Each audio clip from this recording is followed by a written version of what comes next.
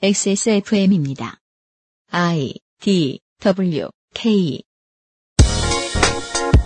해외 직구가 활성화됩니다. 정부는 이것을 통제할지 권장할지 혼란스럽습니다. 결제 시스템이 국가의 관할 밖까지 크고 넓은 이용 범위를 보장합니다. 정부는 세금 받기도 곤란스럽습니다. 어디에서 무엇이든 살 수 있게 됩니다. 그러자 수수료를 받는 업체들이 흉폭해지기도 합니다.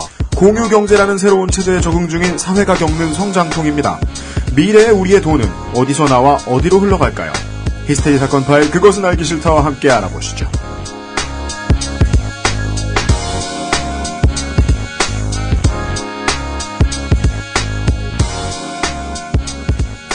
지구상에 계신 청취자 여러분, 그리고 부산시 기장군민 여러분 안녕하십니까. 히스테리 사건 파일 그것은 알기 싫다 책임 PD UMC입니다. 이용상 임수석도 앉아 있습니다. 안녕하십니까. 어제 녹음을 마치고 그 편을 다시 들어봤어요. 지방선거 데이터 센터를 부산편. 혁신이 필요한 것입니다. 그죠. 부산 민주당은 용감하고 용맹하나 그것으로는 부족하다. 그게 그러니까 다시 들어보니까 네. 그러니까 굉장히 용감한데, 그러니까 열패감에 젖은 용감함 있잖아요. 열폭이라고 하죠. 이번에 어떻게든 지난번보다 멋있게 지겠어. 네. 우리는 열심히 할 거야. 어차피 지겠지만 뭐 이런. 이번엔 어떻게 해야 더 예쁘게 전사하지? 이런. 예. 그러니까 물론 부산시당의 당직자들이 꼭 그렇게 생각하는 건 아닐 겁니다. 시당 위원장들도 나 국회의원 될 수 있어, 지자체장 될 수 있어 라고 생각할 겁니다. 그러겠죠. 그럴 텐데 그냥 바깥에서 떠드는 저희 같은 사람들은 결과를 가지고 접근하는 게 좋을 것 같아요. 네. 시의회에 의원들 없으신 거 아니고 할 텐데. 물론 기장군 의회는 새누리당이 절대 다수인 걸로 저희도 알고 있습니다만은. 그거 생각해보면 말도 안 되는 담소화 시설이 왜 기장인가, 왜 부산인가 하는 생각을 해보면 그 집권당 입장에선 제일 만만했기 때문이라는 생각이 사실 전 들어요. 그랬을까요? 포털 사이트나 이런데 인터넷을 여기저기 보다 보면은 사람들의 의견 중에 그래서 거기 계신 분들 그 지자체장 뽑아서 그 국회의원 뽑아서 행복해지셨냐 이런 비아냥거림들이 보입니다만 어제 저희들이 이야기해드린 기장군의 해수담수화 시설 문제는 부산 시민 여러분들의 잘못된 투표의 결과가 결코 아니죠. 네. 어맹부는 우리 모두의 자산이죠. 네. 네. 그렇습니다. 아니, 선거를 굉장히 잘해가지고, 네. 야당이 그쪽 지역의 선거에서 이겼다고 쳐도, 네. 이 상황을 막을 수 있었겠는가? 막을 수 있었어요. 정동영이 설마 그걸 해먹었겠어요? 아니. 난 쉬워. 난 그거 너무 쉬워. 총선. 총선이요? 총선. 어차피 대선에서 아예 각하가 올라가질 못했으면 언제 문제가 해결되죠. 어맹부께서 위에 앉아 계시는데. 그러니까 이분이 지역선거 잘한다고 해서. 뭘 하면서 어설퍼 보이는 이유가 뭐냐면, 뭔가를 은폐하려고 할 때, 되돌이킬 수 없는 시점까지만 은폐하거든요. 바보짓을 하면서 막 은폐하죠. 다 되면 짠! 하고 끝났어. 이렇게 딱. 네. 잔인한 표정을 지으며 돌아서는 거죠. 그리고 막 반대하면, 사회통합 이런 얘기 하면서. 네. 그렇죠. 모든 부지런한 범법자들은요, 은폐할 때는 질질 끌다가, 공개되면 엄플할 때 정말 빠르게 움직입니다. 어제는 말이죠, 한참 군 장성 및 연관장교들의 성폭력이라는 단어 이렇게 자꾸 순화시키면 안 돼요. 이게 강간이면 강간이다. 나눠서 얘기해줘야 돼요. 강간이면 강간이라고 얘기해야 돼요. 성폭행, 성추행 사건들. 최근에 무리가 됐었는데 어제부로 이 여론 사냥의 시류에 제일 높은 인물이 하나 빨려 들어갔습니다. 군에서 제일 높은 인물은 누구죠? 대통령을 뺍시다. 참모총장. 국방부 장관. 국방부 장관 뺍시다. 군인 아니에요. 합참의장. 군인 중에 현역병장. 합참의장. 아니죠. 실제 군인들은 그렇게 생각 안 합니다. 뭡니까? 모든 대장들입니다. 마우월. 대장들입니다. 네. 죄송합니다. 근데 군대 정설로 하면 대장보다 병장이 높다고. 그죠? 이병 때는 저를 보면서 모든 얘기들이 다 그러죠. 군대에서 네가 제일 높다. 이등별리마. 이러면서. 대장 한 명이 말려 들어갔습니다. 그렇죠. 대장쯤 되면요. 이 사람의 자리만 얘기해도요. 모 대장 이렇게 말할 수가 없어요. 그 사람이 누구인지 아는 데에는 2초조차 걸리지 않습니다. 이름을 숨길 수조차 없습니다. 그렇죠. 육군 1군 사령관 장준규 대장입니다. 이 양반이 이제 육군 주요 지휘관 회의, 군에서는 서울공항에서 파병 군인들을 환송할 때 빼고는 별이 가장 많이 옹기종기 모여 앉아 있는 자리죠. 육군 주요 지휘관 회의에서 대장이 나와서 뭔가 발언을 했다. 근데 요게 새 나간 모양입니다. 군인권센터의 주장에 의하면 여군들도 싫으면 명확하게 의사표시하지 왜 안 하냐? 라는 요지의 발언을 장준규 대장이 했다라는 이야기가 어제발로 터졌죠.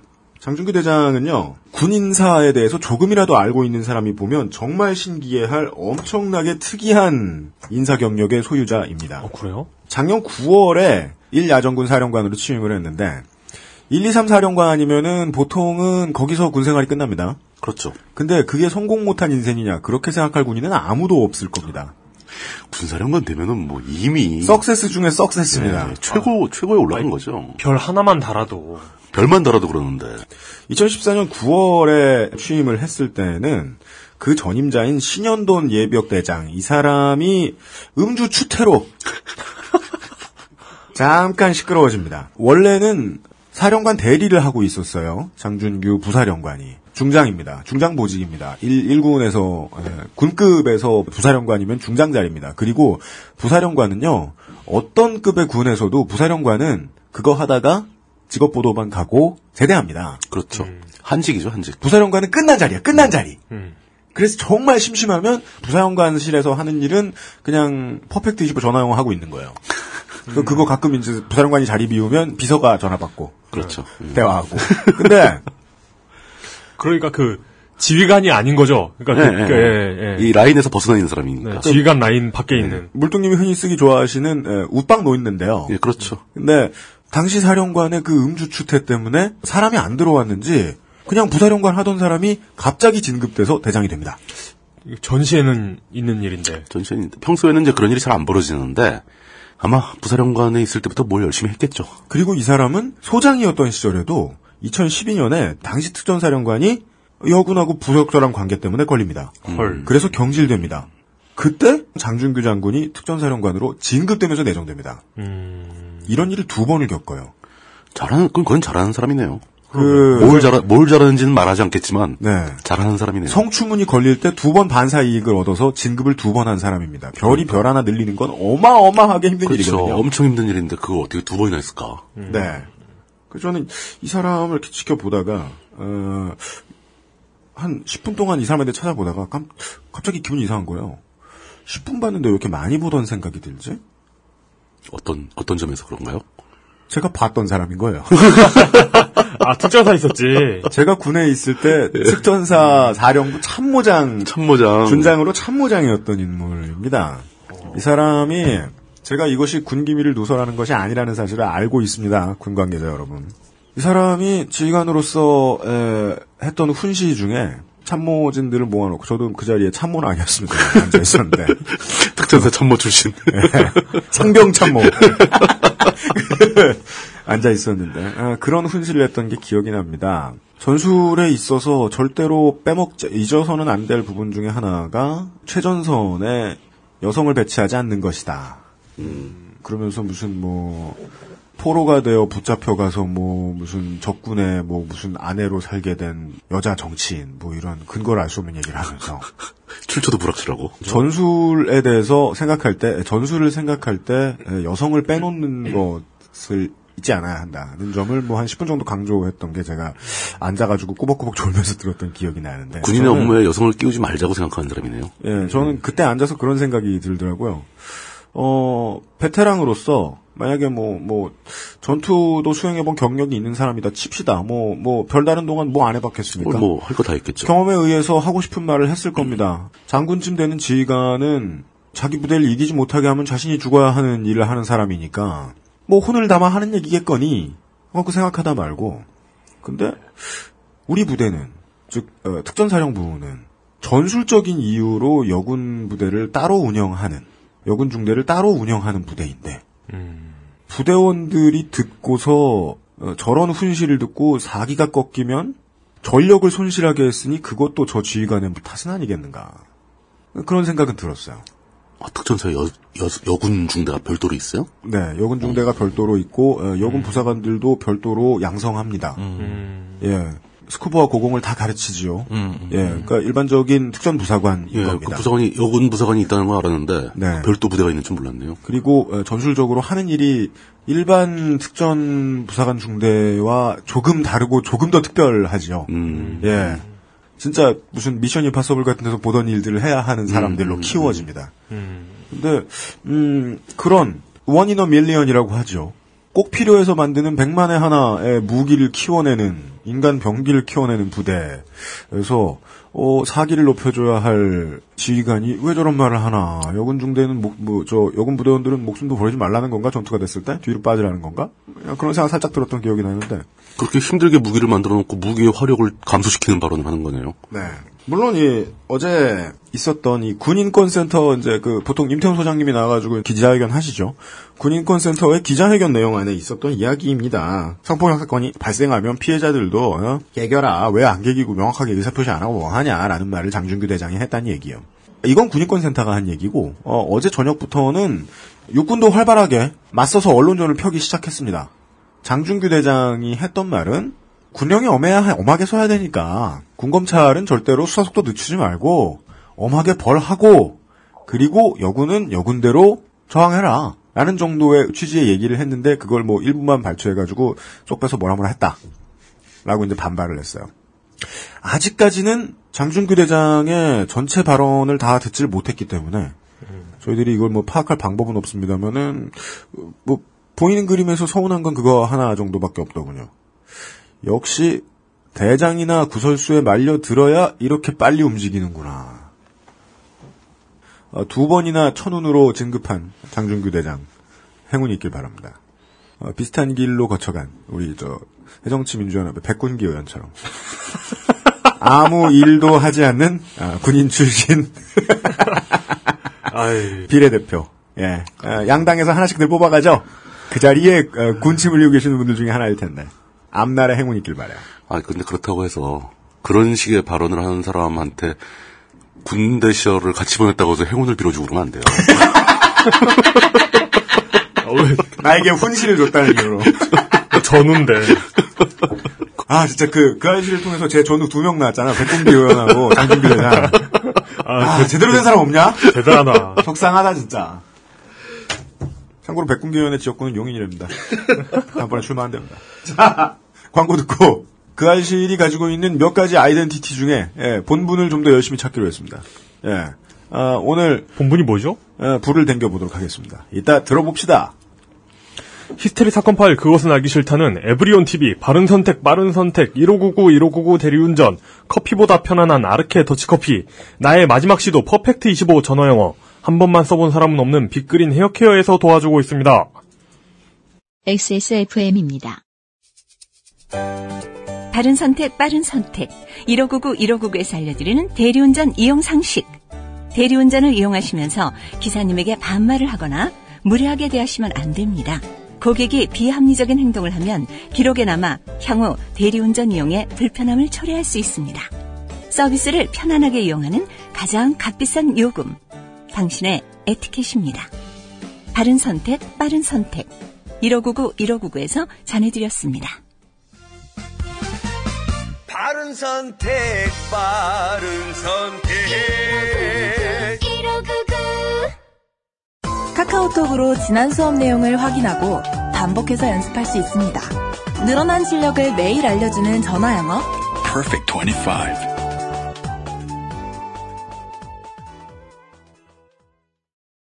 눈으로 확인할 수 있는 낮은 지방 함량. 그런 커피는 없는 줄 알았지만 아르케 더치커피, 커피아르케.com. 광고와 생활. 설 시즌에요. 저희들은 그렇게 시끄럽게 홍보를 하진 않기로 했습니다. 왜냐하면 일단 타이밍을 놓친 것 같고요. 뭐지? 배송될 날이 얼마 안 남았고요. 물론 그러네 진짜. 네, 아로니아진은 이미 할인을 하고 있다는 사실 알려드렸고요. 네. 그리고 노건간장게장은 시식 후기가 아니고 사용 후기, 이용 후기, 구매 후기를 받는 이벤트를 하고 있다는 사실도 알려드렸고요. 네. 그리고 타짜 신의 손은 딱지? 딱지를 몇 장 더 주는 걸로. 딱지를 주는 행사를 하고 있고. 그 외에도 아마 아르케 더치 커피는 저 거대한 머신 뭐라고 부르죠? 더치커피 기계. 더치커피 기계. 드리퍼 아닌가? 네. 뭐지? 저건 드리퍼라고 안 부르죠. 더치커피 기계, 흰색 더치커피 기계를 사시면 신기한 보관 용기를 껴드리는 행사를 하고 있을 거고요. 제가 또 접수한 게 몇 가지 있는데. 아르케에서 만든 더치커피 기계 있잖아요. 네. 제가 블로그에서 자세하게 쓴 적도 있는데. 네. 되게 좋아요. 그러니까요. 물뚝심송. 예. 상인 고문이십니다, 청취자 여러분. 네.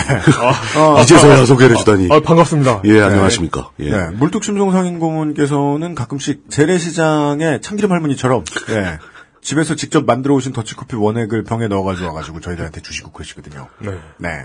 그 기계도 판매하고 있는데 이번에 설 시즌에 사면 뭘 하나 더 껴줄 겁니다. 예. 그 외에도 무슨 황야일이님은 저한테 문자를 보내셔가지고 예. 입춘 대결 세일을 하겠다고요. 네. 개념이 부족한 말씀을 하셨는데 네. 어느 정도의 세일을 하실지. 왜냐하면은 황야일이님이 신나셨거든요. 저는 장담을 했었어요. 왜 신나셨지? 저는 저 빈티지 사첼백.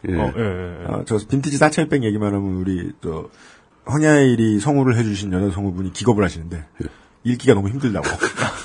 사첼백. 사첼? 사첼백. 뭐라고요?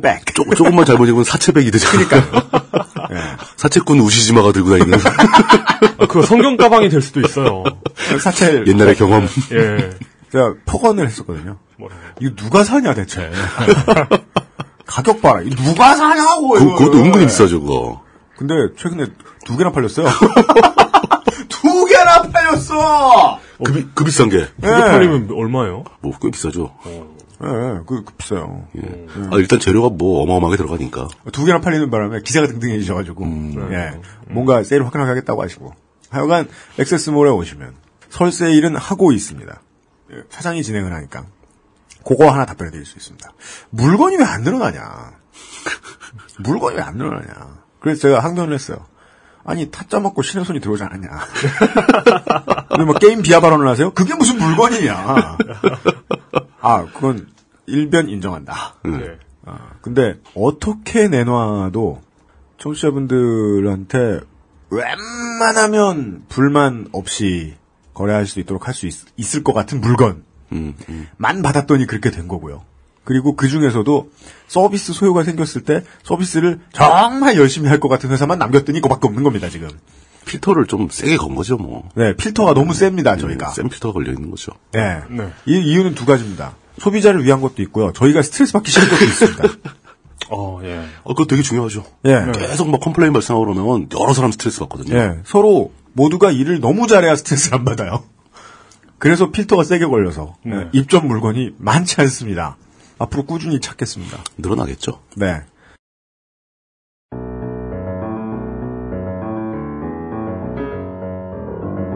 시사 해설.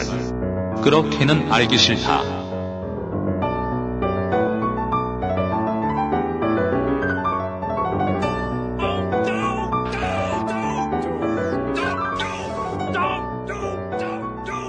예를 들면 우리가 어제도 말씀드렸다시피 무슨 기호 광고를 받겠습니까? 예. 만약에 받으면 받기만 해봐 씨발라 많이. 만약에 받으면 광고 좀 다시 만들어요. 저 진짜 힘들어 죽겠어요. 광고 나올 때마다 힘들어 죽겠어. 진짜? 네. 무슨 광고? 딴 데 틀지도 못하고. 그거 있잖아요. 그 VOD 서비스 볼 때 강제로 봐야 되잖아요. 맞아. IPTV 볼 때 그거 너무 힘들어. 예. 가산동에 뭐라고. 근데 어쩜 그렇게 진짜 패주고 싶게 만들지 이제 광고를? 내 생각에는 고소당할 것 같다. 죄송. VOD 넷플릭스 같은 VOD 우리나라도 이제 IPTV에 많이 들어오는데 사용료를 올리는 한이 있어도 광고는 안 받았으면 좋겠어. 그런데 내가 돈 내고 보는 영화를 보는데 갑자기 광고 나와버리고 이러면 화나죠. 그리고 극장에서 광고하는 것도 이해가 안 가죠. 내가 입장료 내고 들어가는데 왜 광고를 하냐고. 무료로 보러 간 것도 아니고. 광고를 아니면 보면 입장료를 공짜로 해주든가. 아니면 상영 시간 전까지만 하든가. 그렇죠. 그 빈 시간에 들고 나고 하는 그 시간에 하든가. 네. 그래서 금호아시아나 지하에 있는 극장 가면 마음 편한 거 아니에요. 거기 해머링맨 밑에 있는 발에 깔린 극장. 컨텐츠, 재화를 제공하는 사람들이 가위를 들고 있는 힘이 절대적인 경우에는 말이죠. 소비자들이 손해 안 보기가 쉽지가 않습니다. 오늘, 그런 질문이 좀 물려있는 이야기 한번 해볼까 합니다. 그 알실 하면 시사 IT 시간입니다. 시사 IT라뇨? IT 시사 시간입니다. 오늘의 키워드는 공유 경제입니다. 그렇답니다. 예. 공유. 목요일 날 살짝 얘기해드렸죠. 공유경제라 하면은 이게 쉐어링 이코노미인데 공유 경제에 대해서 이야기를 하려면은 경제에 대한 이야기를 먼저 해야죠. 네. 다들 공유에 대한 이야기를 할 거라고 기대했겠지만. 네. 물론 뭐 그 세상에 이런 일이 같은데 나오는 동네 창고 이런 게 있어가지고 다 넣어놓고 다 그냥 꺼내고 싶은데 꺼내 쓰고 이런 동네들 있잖아요. 왜 조그만 동네들 보면. 그렇죠. 그런데 농촌은 그거 아직도 있어요. 네. 예. 그런 천국과 같은 동네 사람들의 믿음에 의해 이루어진 그런 얘기 아닙니다. 안타깝지만. 네. 요즘에 굉장히 화두가 되고 널리 쓰이는 용어입니다. 공유경제 자체가. 그렇습니다. 예. 제가 시작하기 위해서 준비해온 문장은 이겁니다. 자원은 언제나 골고루 분포되어 있지 않다. 에이? 예, 맞습니다. 자원은 항상 편제되어 있다. 라는 거죠. 전 세계 석유의 절반 이상이 중동에 있죠. 그렇죠. 네. 예. 이것이 바로 경제의 시작점이죠. 어떤 사람은 운이 좋아서 산에 막 갔다가 아주 옛날에 산에 갔다가 과일나무가 유실수가 잔뜩 자라고 있는 곳을 발견해가지고 과일이 풍족해요. 어떤 사람은 사냥을 갔다가 멧돼지를 잡았는데 우연찮게 멧돼지 새끼를 많이 획득해가지고 씨돼지가 풍족해. 네, 동굴에 데리고 가서 돼지를 막 길러서 돼지고기가 풍족한 거죠. 어떤 사람은 막 가만히 있어가지고 예. 사상이 풍족해요. 네. 어떤 사람은 식물을 재배하는 데 소질이 있어서 우연히 발견한 야생벼를 길러서 쌀을 수확을 했어요. 그렇죠. 매년 점점 수확량이 늘어나겠죠. 신농씨가 되었어요. 예.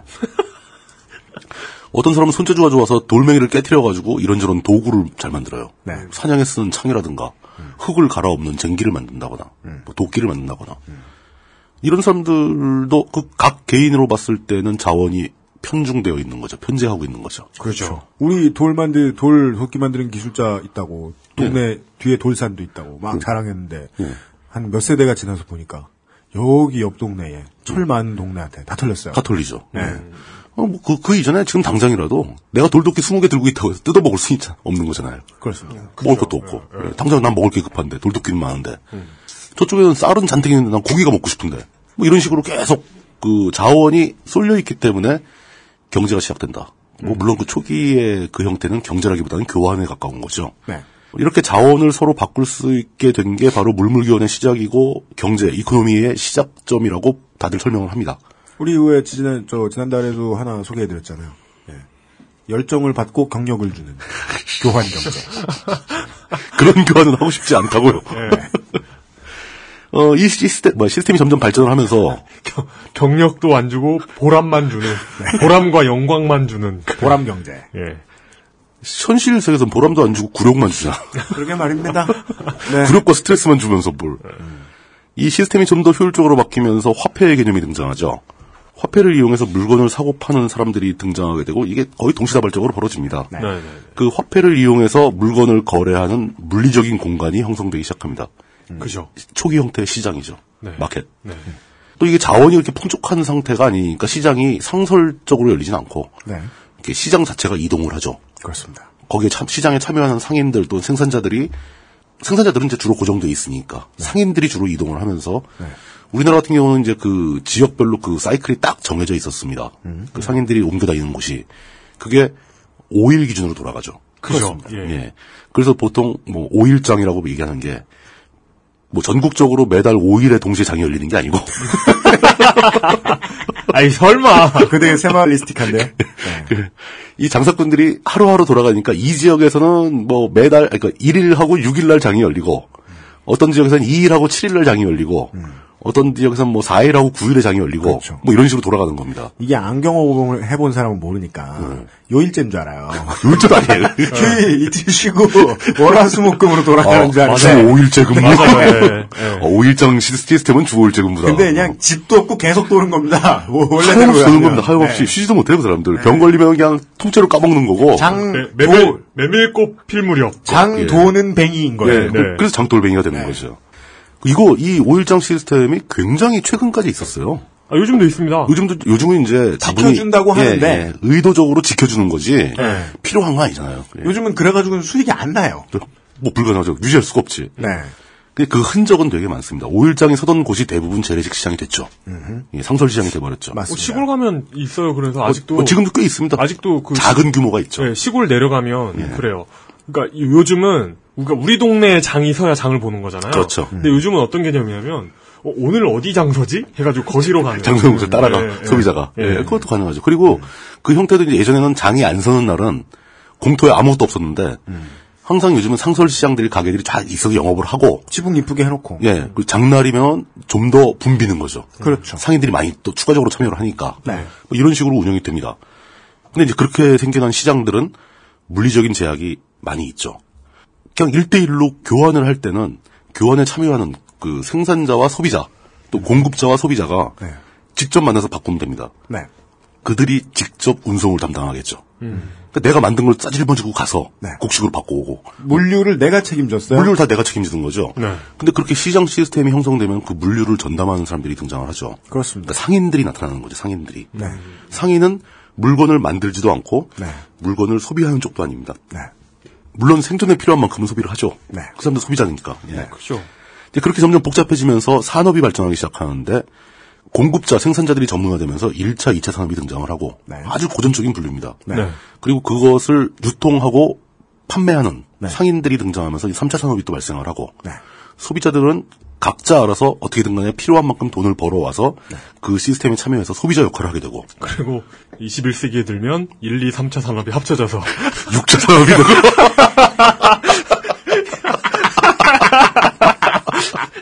그리고 그 6차 산업은 주로 지방선거 때 등장했다가 사라지고. 그렇죠. 예. 가상의 시장인데. 모든 소비자들이 자기가 소비자 역할을 하면서도 그 1, 2, 3차 어딘가에 속해 있는 거예요. 그렇죠. 그러지 않고는 돈을 벌 수가 없죠. 그러니까 어디선가는 생산자 역할을 하다가 소비자 역할을 하게 되고 또 어디서 아는 한은 아무도 6차에 속해 있지 않아요. 그런 건 없어요. 일부 시장들, 도지사들 제외하고.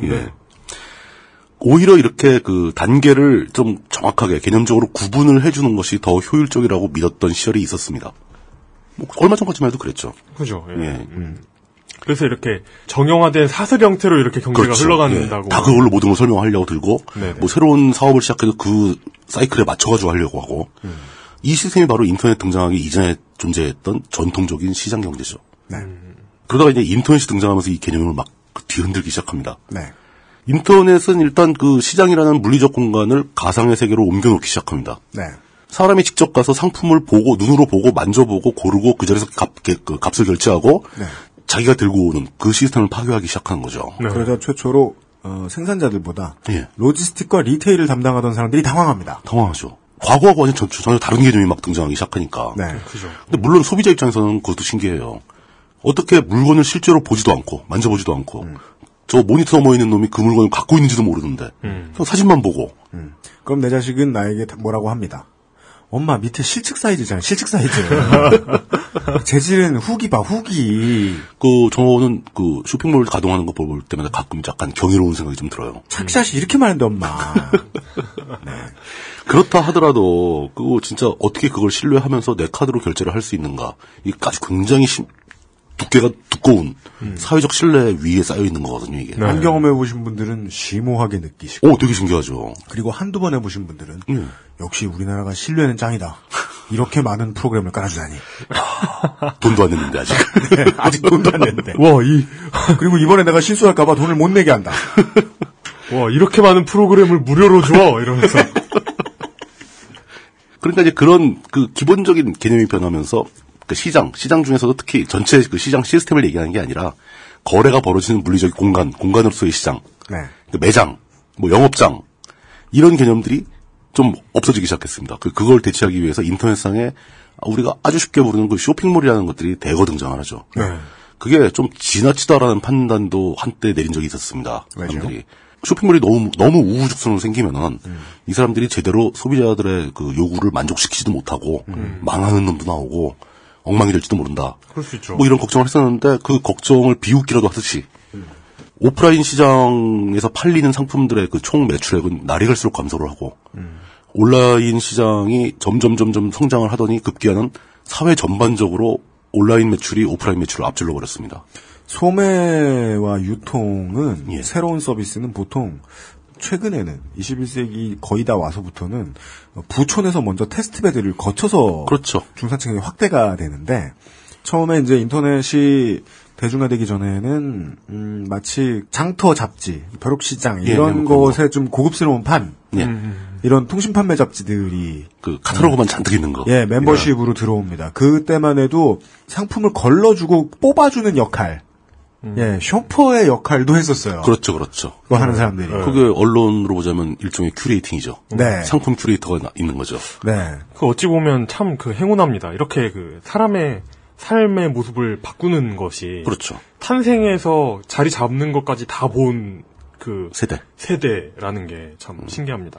물론 뭐 굉장히 경이롭죠. 그런 거 네네. 그걸 보고 있으면. 우리 뒷세대는 우리가 지금 있는지도 모르는 어떤 것들의 탄생을 이미 목도하는 중일 텐데요. 뭐 그럴 수도 있죠. 앞으로는 점점 더 그 사이클이 짧아질 테니까. 네. 그러려나. 예. 그리고 뭐 저런 것도 있습니다. 사실 우리가 이렇게 뭐 오프라인 시장이 어떻고 온라인 시장이 어떻고 말하는 와중에도 아주 최상위층은 그냥 뭐 전화 한 통하면은 백화점에서 바리바리 싸들고 찾아가요. 네.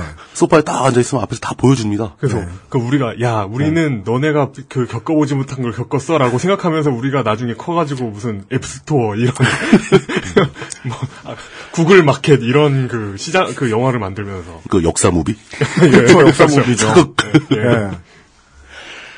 그렇게 이제 시장 그 마켓의 형태가 변화하기 시작하니까 기존에는 없었던 다양한 문제들이 발생을 하죠. 이제 대표적인 게 뭐 결제 문제 같은 거가 생깁니다. 이전에는 현금을 들고 가든 뭐 카드를 들고 가든 이렇게 물건을 보고 그 자리에서 결제를 하게 되니까. 예. 그게 뭐 사용자가 의식도 안 하고 판매자도 별로 의식 안 하고 그런 결제가 벌어지는 거죠.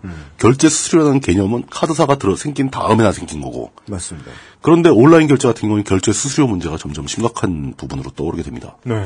옛날에는 가게 전통적으로 이렇게 어떤 가게든 장사하는 가게에 돈 쓰러 문 열고 들어가면 그 문 앞을 한번 뜯어봅니다. 그렇죠. 내 카드 되나 안 되나. 이렇게 마크 쫙 붙어 있는 거. 그 스티커 안 붙어 있으면 그 카드는 안 되는 거거든. 예. 요즘엔 그 스티커도 제대로 붙이는 가게는 거의 없죠. 그럴 이유도 없어요. 왜 붙이겠어요? 그거. 예. 예. 실제로 이 비자나 마스터 같은 결제 회사들은 금융회사로 불리기도 하고 뭐 카드 회사로 불리기도 하는데 실제로 이 사람들이 가장 큰 매출을 내는 분야가 바로 결제 분야죠. 그 결제 대행 분야죠. 실제로 이런 결제 회사들이 지나치게 많은 수수료를 가져가는 것이 아닌가 하는 의문이 많이 제기되고 있습니다. 과거와 다르게 이제 그 온라인상의 쇼핑몰들은 상당히 많은 부분의 비용이 제거되지 않습니까? 네. 기존의 매장들이 갖고 있던 그 공간 비용, 매장을 유지해야 되는, 그리고 매장에 그 상품들을 쌓아놔야 하는 그 재고 관리 비용, 그리고 그걸 다 정리하고 날라주고 해야 되는 그 직원들 인건비, 이런 비용들이 다 필요했는데 온라인 쇼핑몰에서는 그런 인건비를 필두로 한 모든 재반 비용들이 획기적으로 절감됩니다. 그래서 처음에는 쇼핑몰이 기존의 시장보다 엄청나게 좋은 거라고 생각을 했는데, 네. 실제로 다 쇼핑몰을 하니까, 누구나 쇼핑몰을 하니까 아무도 좋은 줄 몰라요. 다 똑같으니까. 그렇습니다. 그렇죠. 대신 전체적으로 봤을 때 비용 부분이 많이 감소하다 보니까 가격이 같이 내려가게 되는 거고, 가격이 내려가다 보니까 기존에는 그냥 물건값에 파묻혀 있어서 보이지도 않던 카드 결제 수수료 뭐 2%, 3% 이런 게 보이기 시작하죠. 그런 게 중요하게 떠오르기 시작하는 겁니다. 네. 경쟁이 워낙 치열하다 보니까 온라인 쇼핑몰에서 뭐 예를 들어 전자제품을 판다. 마진율이 5% 넘기는 데가 거의 없습니다. 불과 몇 년 전만 해도 그리고 지금처럼 진짜 최저가를 찾는 게 지금처럼 어렵진 않았어요. 지금처럼 어렵지. 지금과 다르게 찾아서 나오는 그 가격이 진짜 사람이 결제할 수 있는 가격이었는데. 그렇죠. 요즘은 가격들을 숨기는 능력들도 많이 늘어나고. 잘 숨기죠, 아주. 예. 저는 물론 그 인터넷이 그때도 있었지만, 인터넷이 활성화되기 전과 후에 가장 큰 차이를 보인 곳은 용산인 것 같아요. 그렇죠. 아주 극적으로 차이가 났죠. 용산에서 컴퓨터 사기, 뭐 90년대 중반과 지금을 비교하면. 그럼. 너무 다르죠. 그 용산에 매장을 갖고 계신 분들은 컴스테리온 사장님을 포함해서. 굉장히 고통스러운 시간을 겪어낸 거죠. 네. 그리고 90년대에는 용산 가면 디스플레이가 지금보다 훨씬 예뻤던 것 같아요. 화려하고. 훨씬 최첨단 느낌 나고. 지금은 돈이 없으니까 못하지. 지금 거기에 돈을 쓸 수가 없는 거예요. 이경식 사장님의 수화에 의하면. 수화? 네. 주먹으로 이렇게 오른 눈을 살짝 때리는 수화 있어요. 그게 뭐예요? 눈탱이 치다. 네. 굉장히 직관적인데요? 네. 누구나 알아들을 것 같은데? 왜냐면 가격 경쟁이 그렇게 붙었고. 그렇죠. 네. 그러니까 그렇게 치열한 가격 경쟁 속에서 마진율을 낮춰서 온라인 쇼핑몰들은 겨우 2%, 3% 마진을 보고 장사를 하고 있는데. 네. 단순히 그냥 인터넷에 연결된 서버 시스템 사이에서 바이트 몇 개, 숫자 몇 개 전달해주고, 비자나 마스터는 2%, 3%를 가져간다 이거죠. 그렇습니다. 이것에 대한 불만이 특히 미국 사회에서도 굉장히 강하게 제기되고 있습니다. 그래서 이 결제 수수료를 낮추는 방안에서 논의가 많이 되고 있고요. 네. 저는 긍정적으로 얘기할 수 있어요. 이거. 언젠가 나올 것 같아요. 금방 나올 겁니다. 이건 나올 것 같아요. 예, 이렇게 독점하게 세상이 두고 있을 리는 없다는 생각이 듭니다. 또 그 점에 착안해서 이건 전혀 좀 벗어난 얘기인데 기본소득 진영에서 국내 기본소득 진영에서도 그 카드회사 결제로가 여러 가지 이제 문제점을 일으키고 있으니까 결제 수수료가 그러니까 국영 카드회사를 하나 설립해보면 어떻겠는가 하는 제안을 하는 사람들도 있습니다. 저는 꿈이죠, 꿈. 진짜. 저는 UN 카드를 제안해요. 한 걸음 더 나가서 유니카드. 전 세계를 통합할 수 있는. 그렇죠. 예. 다 존나 뿌려. 0.1%로. UN 카드. 모든 가맹점이 다 가입하고. 그렇죠. 예. 모든 화폐가 되고. 아니 1억 명만 가입해도. 다 풀려요. 다 풀려요. 다 빨려 들어옵니다, 거기에. 네. 앱스토어랑 구글 플레이만 이렇게 가능해도 사람들이 많이 쓸 것 같은데요? 아니죠. 나중에는 앱스토어하고 안드로이드 마켓도 먹어야죠. 그렇죠. 다 통합되는 거지. 유니마켓. 수수료 1%. 왠지 그 유니마켓에 U자가 들어가는 게 의혹이 있는데. 아니, UN. 그 아이튠즈에 UN 붙여가지고 유니튠즈 해가지고 그렇죠. 유니튠즈. 예. 네. 모든 음악, 세계의 모든 음악을 안 베어 먹은 사과. 네. 누가 베어 문 안 들어보는데. 좋다. 그렇죠. 네. 결제 문제가 중요하게 떠오르기 시작했다. 기존에 없던 문제가 그런 건 하나 있고 택배 문제도 마찬가지입니다. 택배 시장도 굉장히 크게 변했죠. 단순히 택배라고 할 수가 없어요. 이제 완전히 세계적인 글로벌한 물류 시스템의 변화가 오기 시작하는 거죠. 네. 배송이 워낙 다채로워지고, 그냥 과거에는 주로 이제 회사 투 회사로 대량 운송이 일반적이었다면은, 개별 운송이 막 나오기 시작하는 거죠. 그걸 하기 위해서 이제 굉장히 많은 업계의 변화가 유발되었습니다. 결과적으로 이제 택배업은 규모가 계속 늘어날 겁니다. 그렇습니다. 예. 그러니까 실제로 오프라인 매장에 종사하다가 오프라인 매장이 줄어들면서 온라인으로 가면서 이제 매장 관리자들 이런 일자리는 많이 없어졌거든요. 사실 거기서 밀려 나온 노동력들이 택배 쪽으로 많이 들어가고 있는 현상이 관찰되고 있죠. 조금 슬픈 얘기인데 국회가 발빠르게 협조만 해준다. 즉 로비만 효과적으로 된다라고 하면 드론 택배 가장 먼저 대중화되는 곳은 대한민국일 거라고 봅니다. 그렇죠. 네. 특히 아파트 문화에서 드론 택배가 활성화되기 좋은 게 옥상에 착륙장을 만들면 되죠. 그렇습니다. 예. 조그만 H. 그렇죠. H가 너무 크면 인식이 안 되니까. 아니면 D 이런 거. D. 따로 만들어가지고. 뭐 그런 거 만들면 거기 딱 앉으라고 하면 되잖아요. 앉다가 이제 LG 택배 드론과 삼성 택배 드론이 충돌해서 사고 나고 막. 그렇게 이제 노동력이 또 이동되는 문제, 이것도 굉장히 진짜 이건 슬픈 얘기다. 좀 심각한 얘기인데, 일단 오늘은 거기에 집중하기가 힘드니까. 노동권 얘기 자주 하는 방송에서. 유통업자들은 이제 아까 말씀드린 쇼핑몰의 변화 때문에 처음엔 굉장히 좋아하다가, 모든 유통 경쟁사들이 다 똑같이 좋은 거니까 좋은 게 아니구나라는 걸 깨닫는 데까지 시간이 거의 안 걸렸죠. 금방 알겠습니다. 내일부터는 다 같이 죽어나가겠는데? 더 힘들겠는데? 이렇게 되는 거죠. 가격은 빠르게 떨어지고 있었고요. 그런 식으로 발생한 변화는 초기에는 굉장히 혁명적으로 느껴졌지만, 시간이 조금만 흐르면 일상이 되어버립니다. 아주 힘든 루틴화된 작업이 되어버리는 거죠. 모두 다 같이 할 수 있는 건 별로 좋은 것도 아닌데 대신 한 가지가 남습니다. 그렇게 변화할 때 선발주자들이 약간의 선점 효과를 누릴 수 있습니다. 그렇죠. 운 좋게 확장되고 있는 시장에 먼저 들어간 사람은 좀 많은 이득을 얻게 되죠. 그리고 후발주자에게 약간의 진입장벽을 만들어주는 효과. 이 정도죠. 그렇게 엄청난 변화라고 우리가 두려워하고 크게 생각했던 것들이 지나고 보니까 결국 진입장벽 하나 생기는 것밖에 없었던 거예요. 브랜드 파워를 가진 CEO는 본능적으로 진입장벽 쌓는 일부터 합니다. 그게 제일 중요하죠. 알고 보면 그게 브랜드 파워가 할 수 있는 일, 가장 잘하는 일이라는 거죠. 그렇죠. 그러다 보니까 이제는 과거와 같이 누가 디스플레이를 더 깔끔하게 하는가, 누가 재고 관리를 잘해서 즉시 물건을 채울 수 있는가, 점원들을 교육을 누가 잘 시켜서 더 친절하게 더 많이 팔 수 있도록 유도하는가, 이런 전통적인 세일즈의 기법들이 다 사라지기 시작하고, 이제는 오히려 온라인상에서의 클릭 점유율을 놓고 싸우면서 인터넷 광고 시장이 활성화되는 부수 효과를 또 내보이기도 합니다.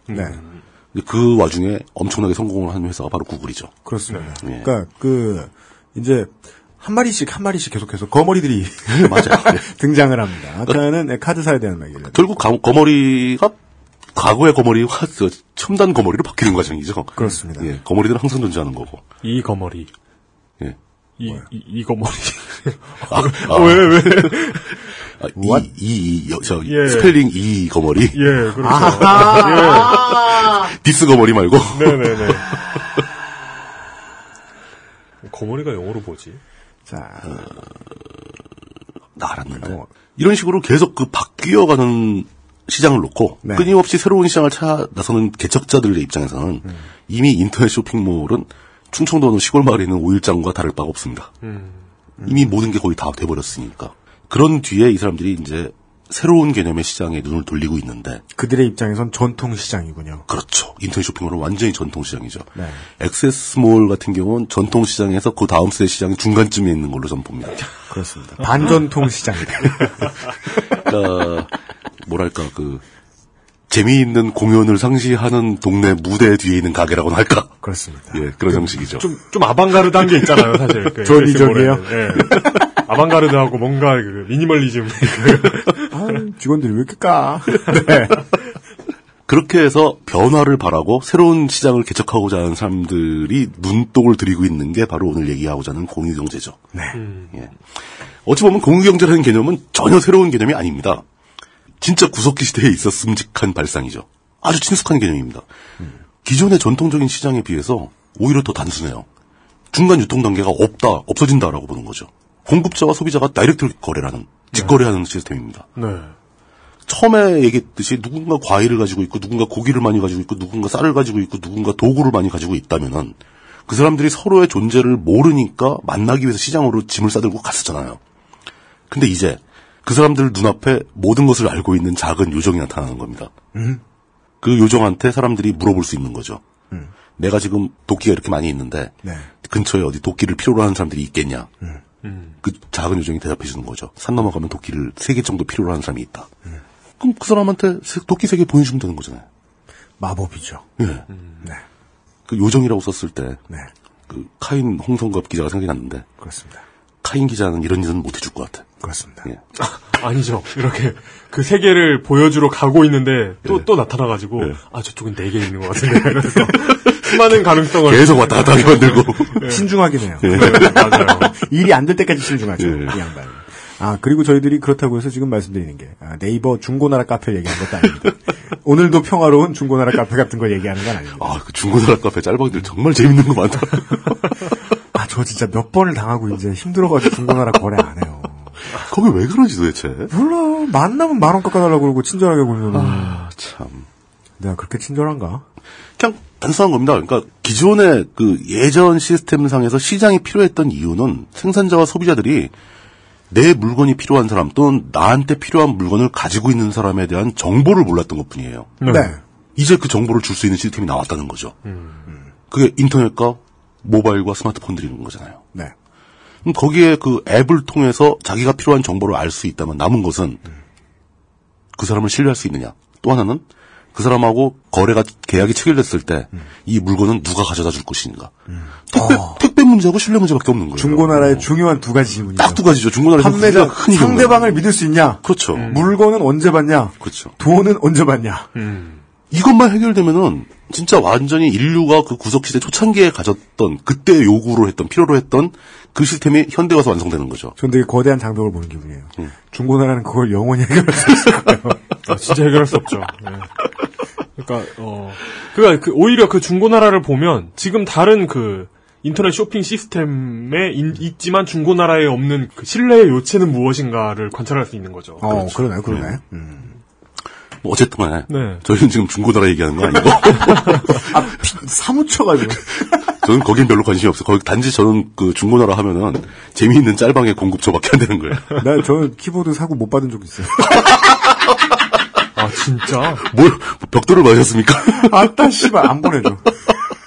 잡으러 가야지 그러면. 그러니까 짤방 다 가지고 있고 신고해가지고 그냥 아이디만 자르고 말았어요. 아이고. 속상해. 경찰에 신고해야지 뭐 하는 거예요? 그 경찰에 어떻게 다신 거예요? 경찰들 바쁜데. 6만 원짜리 그거 당했다고 경찰에 신고를 하냐. 6만 원짜리? 난 또 한 50만 원짜리 당한 줄 알고. 5만 원짜리 신품 사야죠.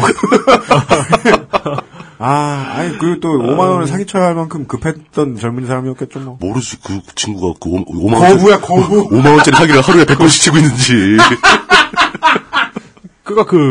JSC하고 같은 거예요. 진짜? 300만 원 쭉 털어가지고. 100억 벌기. 키보드 5개로 100번 팔기. 네, 그러니까. 몰라. 생각난다, 씨발. 어쨌거나, 이렇게 공급자와 소비자가 다이렉트로, 직거래로 연결될 수 있는 시스템이 그게 뭔지 아직 모르지만, 네. 그게 완성된다면 중간 유통이 필요 없잖아요. 물론, 청취자 여러분, 좀 이따 나옵니다. 예, 나오죠. 네. 예. 온라인에 이제, 쇼핑몰 중에 가장 요즘에 많이 하고 젊은 친구들이 제일 많이 시작하는 게 그 패션 쇼핑몰이잖아요. 네. 패션 쇼핑몰은 다른 물건과 또 달라가지고 이게 그 물건 자체의 품질이라는 게 좀 애매하고 네. 취향과 뭐 이런 게 더 많이 타고 그렇습니다. 디자인이라는 것은 진짜 어떤 뭐 일괄적으로 평가할 수 있는 상품 가치는 아니죠. 네. 그러다 보니까 이제 젊은 친구들이 감각이 있다라고 자신하는 젊은 친구들이 맞아요. 사람들이 좋아할 만한 옷을 모아내는 그 큐레이팅, 선별 작업에 가치가 있다라고 보는 거죠. 네. 티저. 예. 액세스몰의 한 업체 입점 준비 중입니다. 진짜? 네. 패션. 네. 좋은 거군요. 예. 근데 그런 쇼핑몰조차도 네. 만약에 결국 그 쇼핑몰 운영자가 뭐 동대문 시장에 가서 예쁜 옷을 골라서 사오든가 네. 아니면 아직 시장에 없는 물건을 자기가 스스로 디자인해서 만들든가. 어디 중에서 만들던가 이렇게 해서 운영되는 건데 이게 좀 더 진보해서 어떤 옷을 만드는 사람들과 그 옷을 갖고 싶어하는 사람들 사이에서 자유롭게 검색이 가능하고 서로에 대한 정보를 다 알 수 있다면은 중간 유통하는 쇼핑몰이 왜 필요하냐는 거죠. 그렇죠. 생산자와 소비자가 바로 만날 수 있다면은 사실 이런 개념이 한 반쯤은 공유경제를 구성한 겁니다 벌써. 네. 그러니까 저 사람이 갖고 있는 자원을 내가 필요로 할 때 그냥 개인 대 개인으로 거래할 수 있고 뭐 이런 시스템. 어떻게 해야 최대한 다이렉트하게. 그렇죠. 가서 딱 구해올까. 중간 과정을 최대한 생략하고. 그리고 정말로 돈을 쓰고 싶잖아요. 어떤 재화에. 예. 그러면 진짜 직수령 하나 달려가고 싶어요. 그게 제일 좋죠. 예. 아니 옆에서 만드는 거 옆에 기다리고 서 있다가 받아올 수도 있고. 예. 소비자의 최상위층 열정을 Y축으로 놓고 봤을 때 소비자의 최상위층은 그걸 반드시 원한다는 거죠. 그럼요. 예. 예. 예를 들어서 이제 그 황혜리가 만드는 가죽 세공품. 예. 사철백을 사신 두 분. 예. 거의 원맨 컴퍼니나 다름없죠. 그리고 세 분이나 계신데. 근데 그 두 분이 만약에 같은 가방 메고 만나면 진짜 반갑겠다. 원래 나랑 똑같은 가방이나 이런 거 메고 있는 사람 보면 기분 나쁘지. 기분이 좋을 리가 없는데 이런 상황에서는 진짜 반가울 것 같은데. 지구상에 이거 두 개밖에 없다. 딱 만나. 막 술 먹고 막 호영호재하고 막. 네. 근데 그 황혜리가 만드는 가죽 제품 그 시장을 살펴봐도 사실은 그 액세스몰이라는 정보의 전달자가 사이에 있는 거잖아요. 네. 이것도 없어지게 될지 모른다. 그쪽 방향으로 그 인터넷 기반의 쇼핑몰도 변하고 있고 그 시장 전통적인 시장 시스템이 인터넷 쇼핑몰을 거쳐서 그쪽으로 완전히 그냥 개인 대 개인 N 대 N 거래로 바뀌어가고 있는 중이다. 네. 공유경제는 그 중간쯤 어딘가에 위치한 무엇이다. 네. 라는 얘기를 하고 있는 겁니다. 소비자들은 소비자도 공급자도 서로가 만나는 거리를 더 좁히고 싶어 하고 그 와중에서 액세스몰은 사멸할 것이다. 이 정도까지. 장기적으로는 사멸할 가능성이 높죠. 네, 예. 얘기를 해드렸고요. 예. 그리고 이제 언론사의 다른 뉴스들을 아니죠. 그리고 앞으로는 이용이 사철백을 직접 만들어야 것이다. 황야의 이용 해가지고 유사품이네. 네, 그런 얘기까지 들으셨고. 예. 예. 잠시. 예. 네. 사멸하기 전에 광고를 빨리 많이 하겠습니다. 예. 빅그린 샴푸 광고 듣고 와서 나머지 얘기 나눠보겠습니다. XSFM입니다. 소개팅할 때 제일 잘 보이는 거? 화장은 어차피 과하게 하면 안 돼. 옷은 빨래만 했으면 되지. 인상을 기억하게 해주는 건 아무리 봐도 머릿결. 한번 찰랑 해주면 날 꽤 오래 기억하더라. 빅그린 투쓰리 약산성 헤어팩. 빅 그린 설페이트 프리. 바른 선택, 바른 선택. 1599. 음주운전으로 매일 평균 142명의 사상자가 발생합니다. 대리운전 1599-1599. 내 인생의 6개월이 그냥 날아가 버렸어. 한국인 가게에서 일했지. 퇴근하면 집에 그냥 있었지. 친구도 못 만들고. 워킹 홀리데이 진짜 별로야. Excuse me. Why don't you call Perfect 25? 뭐? Perfect 25. 그래서 뭔데 그게? Perfect 25 English phone call service. 이거 말하는 거야? perfect25.com? Oh, you got it right. 진짜 신기하더라. 그냥 바다만 보고 저기에 고개가 있겠다 해가지고 배를 그리고 보는 거예요. 그거 보인다니까 그런 거 짬밥되면 나도 어지간히 봐 배에서. 그거 어떻게 아는 거예요 그거? 일단 제일 잘 보이는 건 삼치대. 삼치대는 삼치대가 밑으로 쫙 지나가면 멸치들이 물 위로 뛰어. 그 멀리서 보면 물이 살짝 끓어오르는 것 같은 느낌이 들어. 거긴 백발백중이야. 두 번째 갈매기가 밀도가 높은 데가 있어. 갈매기들은 보고 있는 거야 물고기를. 그중에 또 그 고기도 백발백중이야. 네. 그리고 이제 그런 물고기나 동물들의 징후가 아니고 네. 바다에서 보면 바다 조류가 보이거든. 물 흐름이 달라. 그러니까 물결이 가는 모습이 싹 엇갈리면서 네. 물이 흐르고 있는 게 보인다고. 네. 그 물결의 두 가지 흐름이 서로 섞여서 충돌해서 돌고 있는 자리, 이런 자리가 물고기가 바글바글해. 거기 왜 있어요? 미생물들이 모이니까, 플랑크톤이 모이니까. 플랑크톤이 모이면 조그만 고기들이 모이고, 조그만 고기들이 모이면 육식어종이 모이지. 모든 종류가 다 모인다고. 그런 거. 그리고 이제 거기서 넘어서면은 이제 물 위로 안 보이는 바닷속 지형을 알아야 되는 거지. 바닷속에 무슨 산같이 언덕 같은 게 있으면 그 근처엔 고기 많아. 이건 경험이지. 그러니까 이게 미세한 정보들이 다 있는 거야. 물 색깔도 달라 막. 이게 약간 덜 파란 물과 좀 더 파란 물이 만나는 장소 같은 거. 이런 데가 고기가 많아. 그 농도의 문제 아니에요? 그런 색깔. 온도의 문제도 있고. 그리고 기수지역, 강의 흘러나오는 데 같은 데는 물 색깔이 완전히 다르지. 그렇구나. 그런 거 다 볼 줄 알아야 된다고. 돌아왔습니다. 예. 저는 쉬는 시간에 이제 방송과 관련된 이야기를 나누지 않았고요. 예. 원래 불특심송 상인고문께서 한 달에 한 번 정도 꼭 낚시 얘기를 하십니다. 근데 이분은요, 낚시하시는 게 아니고요, 외항선을 타셨던 것 같아요. 무슨, 원양에서 이렇게 물고기 많은 곳 보는 법 이런 것을 설명을 듣고 앉아 있었어요. 바다 조류의 변화 뭐 이런 거. 쓰레기스트 노래에 그 새우 사냥 있잖아요. 맞아요. 그러니까 그 송창식이 송창식 님이 고래를 잡으러 가셨다면 네. 이 새우를 잡으러 가는. 우리는 크릴 새우를 잡으러 가겠다. 나마스테 하며. 네. 그 크릴 새우가 네. 인류의 식량난을 해결할 거라고 믿었던 시절이 있었어요. 불과 몇 년 전까지 그러지 않았나요? 그 크로렐라 뭐 이런 건데 이게 그 특유의 냄새를 없애는 방법을 아직도 못 만든 거야. 너무 맛이 없어요 이게 사람이 먹기에. 노건 측에다 물어보겠습니다. 그래가지고 크릴게장. 우리나라의 그 크릴 새우는 딱 두 가지예요. 사료로 쓰이거나 낚시 미끼로 팔리는 것밖에 없어요. 그거잖아요. 그 수염고래가 먹고 이런 거잖아요. 원래 그래 고래밥이죠. 네, 근데 그 원양어선들이 크릴 새우를 너무 잡아오는 바람에 고래들이 굶고 있는 거야. 그렇죠. 그 고래 숫자가 줄죠. 네. 그 소비자들은 생각합니다. 내가 지금 검색하자마자 맨 위에 나온 저 안동 간고등어가 진짜 신선하고 맛있는 걸까? 훌륭한 간제비 분께서 하신 걸까? 진짜 안동에서 잡은 걸까? 그리고 안동에서 고등어를 어떻게 잡아? 안동 고등어인데 안동산이 아니야. 그래서 그럼 막 마사오 같은 안동 사람이 주장한다. 네. 내가 안동 건신데. 안동에 진짜 잡아. 땅 파면 고등어가 나와. 원래 다리가 달렸네. 고등어 나무가 있어요. 네. 그리고 고등어를 생산하시는 분들도 생각합니다. 그렇죠. 아우 이렇게 좋은데 우리 거 좀 갖다 주지. 왜 사람들이 갖다 사주지. 모르나? 왜 안 사가나? 그 절절한 마음이 국도변에 묻어납니다. 그렇죠.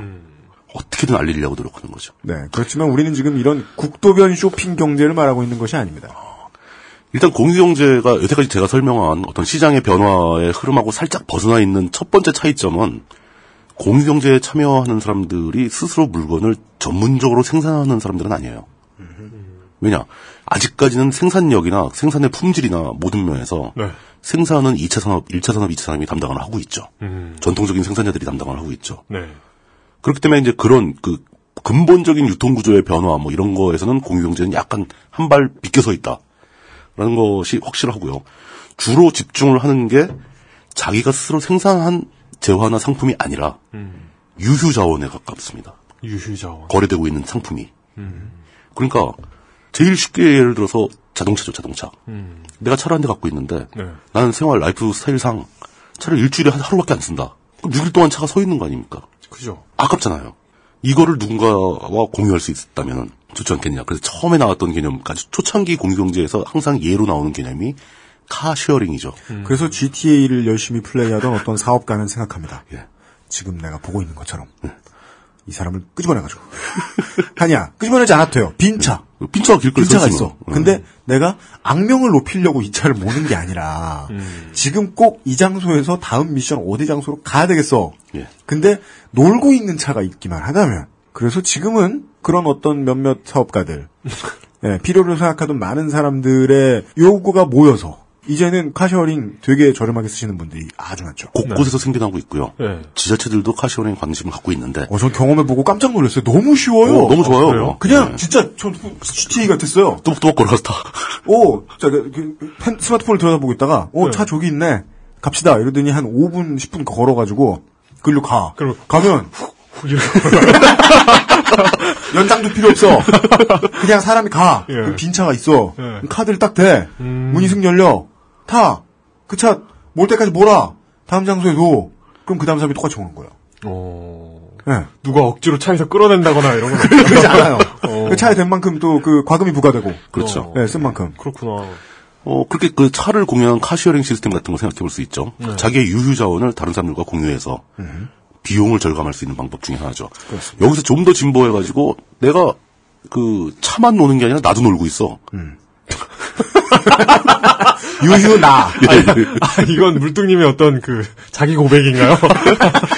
저는 제 차 상태가 누굴 태울 상태가 아니라서 차도 놀고 나도 놀고 있으면 누군가 어디 급하게 가야 되는데 그 사람은 운전을 못 한다거나 이런 사람한테 내가 그 차를 가지고 가서 그 사람을 태워줄 수 있잖아요. 그리고 그 사람이 적절한 비용을 지불한다면 나는 부수입이 생기는 거고 그 사람은 굉장히 저렴하게 원하는 서비스를 받을 수 있는 거죠. 이동이 가능한. 근데 이런 일의 개념은 언제부터 그럴듯했냐면요. 예. 몇백 년 전부터 그럴듯했습니다. 그럼요, 당연하죠. 그래서 운송 사업은 여객 사업은 늘 있었습니다. 그러니까 굉장히 전통적인 사업이잖아요, 그것도. 네. 예.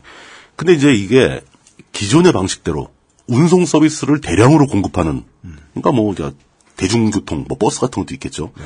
그런 버스 같은 경우는 사람이 자기 그 버스 노선에 맞춰야 되니까 불편하잖아요. 그렇죠.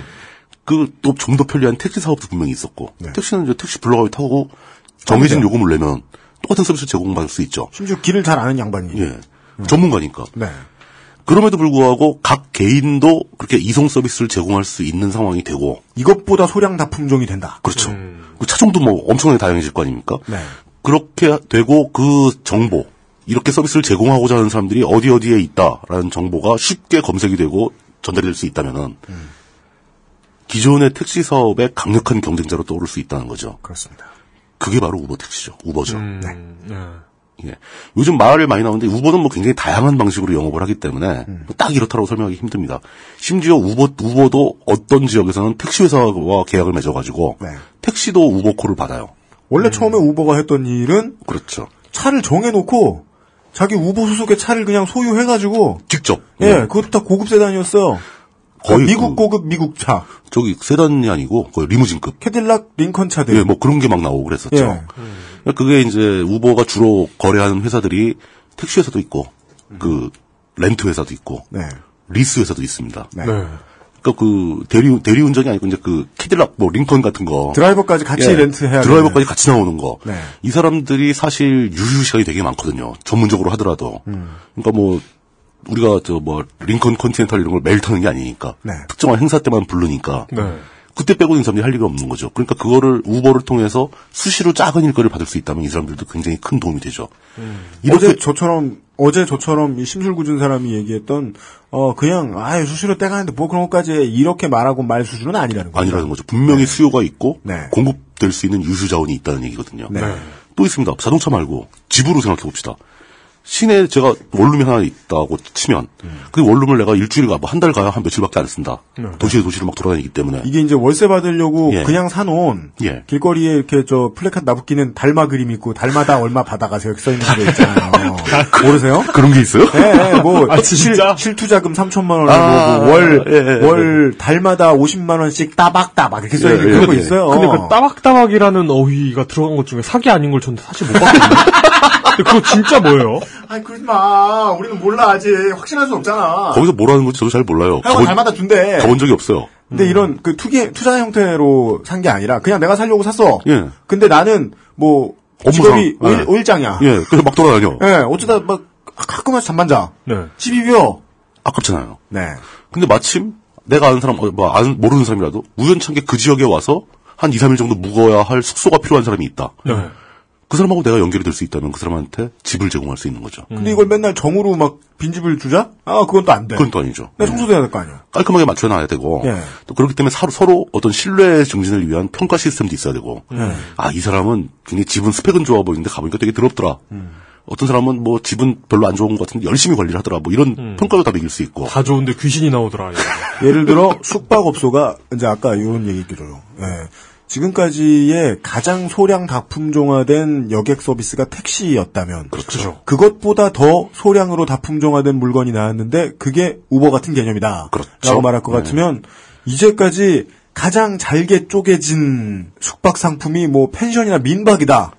유소스텔이다라고 보면 그것보다 더 소량 다품종화된 물건이 나왔다는 거죠. 그렇죠. 모텔하고 비교해도 그렇고. 네.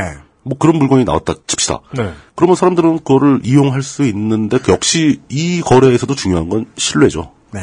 내가 이 집에 들어갔다가 밤중에 누가 습격하지 않겠느냐. 그렇죠. 왜냐? 그 집을 나 혼자만 들어갈 수 있는 게 아니니까 지금 분명히 주인이 그 열쇠를 팔아먹을 수도 있고. 네. 그런 위험성이 부담이 되지만. 네. 뭐 그런 걸 약간 감수할 수 있는 사람이라면 이 서비스를 얼마든지 쓸 겁니다. 주인을 만나러 사채꾼 우시지마가 오고 막. 사첼백을 들고. 좀. 네. 사실 이거는 아까 우버가 기존의 택시 등 운송 사업과 경쟁을 해야 되는 거라면 네. 이렇게 숙박 공간을 빌려주는 공유경제 시스템은 에어비앤비라는 서비스죠. 네. 에어비앤비 서비스는 현지의 숙박업계와 충돌하고 있습니다. 호텔이나 여관이나 이런 걸 하는 사람들은 네. 에어비앤비가 아주 못마땅하죠. 충돌 안 할 수가 있나요? 사실 이게 어떻게 보면 그냥 경쟁 관계에서 생기는 충돌보다 훨씬 더 심각한 겁니다. 맞습니다. 그냥 업종 자체를 없애버릴 수 있는 거잖아요. 그렇죠. 업계에 존립을 걸고 싸워야 되는 거거든요. 네. 지금 우버 때문에 유럽에서 택시 노조가 막 연일 시위를 하고 맞습니다. 미국도 주별로 우버 처벌해야 된다 아니면 우버 합법이다 그러고 막 계속 분쟁이 벌어지는 게 네. 이게 단순히 뭐 우리가 뭐 매출이 20% 준다 10% 준다 뭐 이런 싸움이 아니라 네.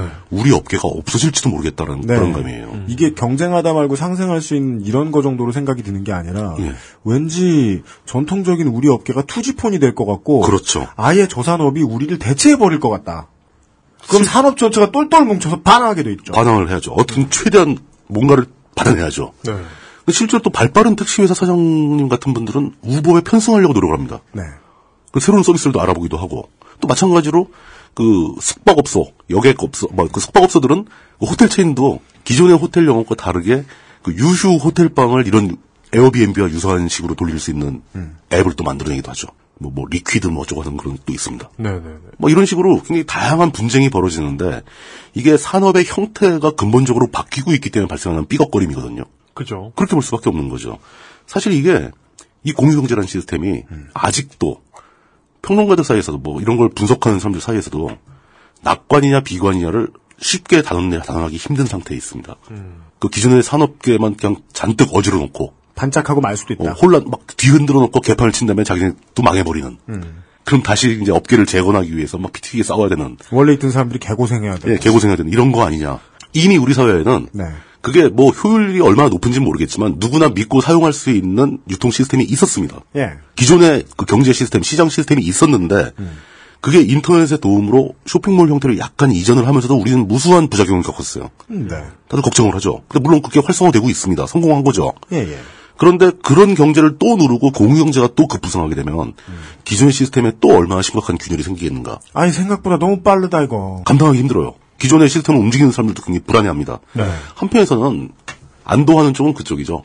니들이 아무리 그래봤자 재화를 생산하는 거 아니지 않냐. 너희들이 만든 물건 다 누구한테 사온 거지. 어차피 2차 산업에서 공급되고 있는 거지. 뭐 집, 뭐 호텔하고 경쟁한다고 해봤자 어차피 그 집 짓는 건설업에는 영향을 못 주지 않냐. 그죠.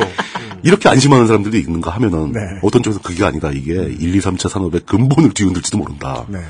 그 쇼핑몰로 전념해서 생겼던 뭐 다양한 문제, 뭐 액티브엑스 문제, 뭐 여러 가지 뭐 저희가 굉장히 많이 얘기를 해왔지만 네. 이거는 또 약간 또 차원이 다른 판이 갈라지느냐 아니면 그냥 그대로 사라지느냐 뭐 이런 논쟁이라서 저도 굉장히 조심스럽게밖에 말씀을 드릴 수가 없어요. 네.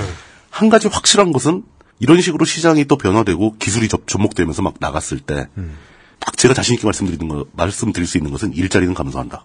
맞습니다. 사람의 인력을 더 안 쓰게 된다. 이런 건 확실합니다. 네.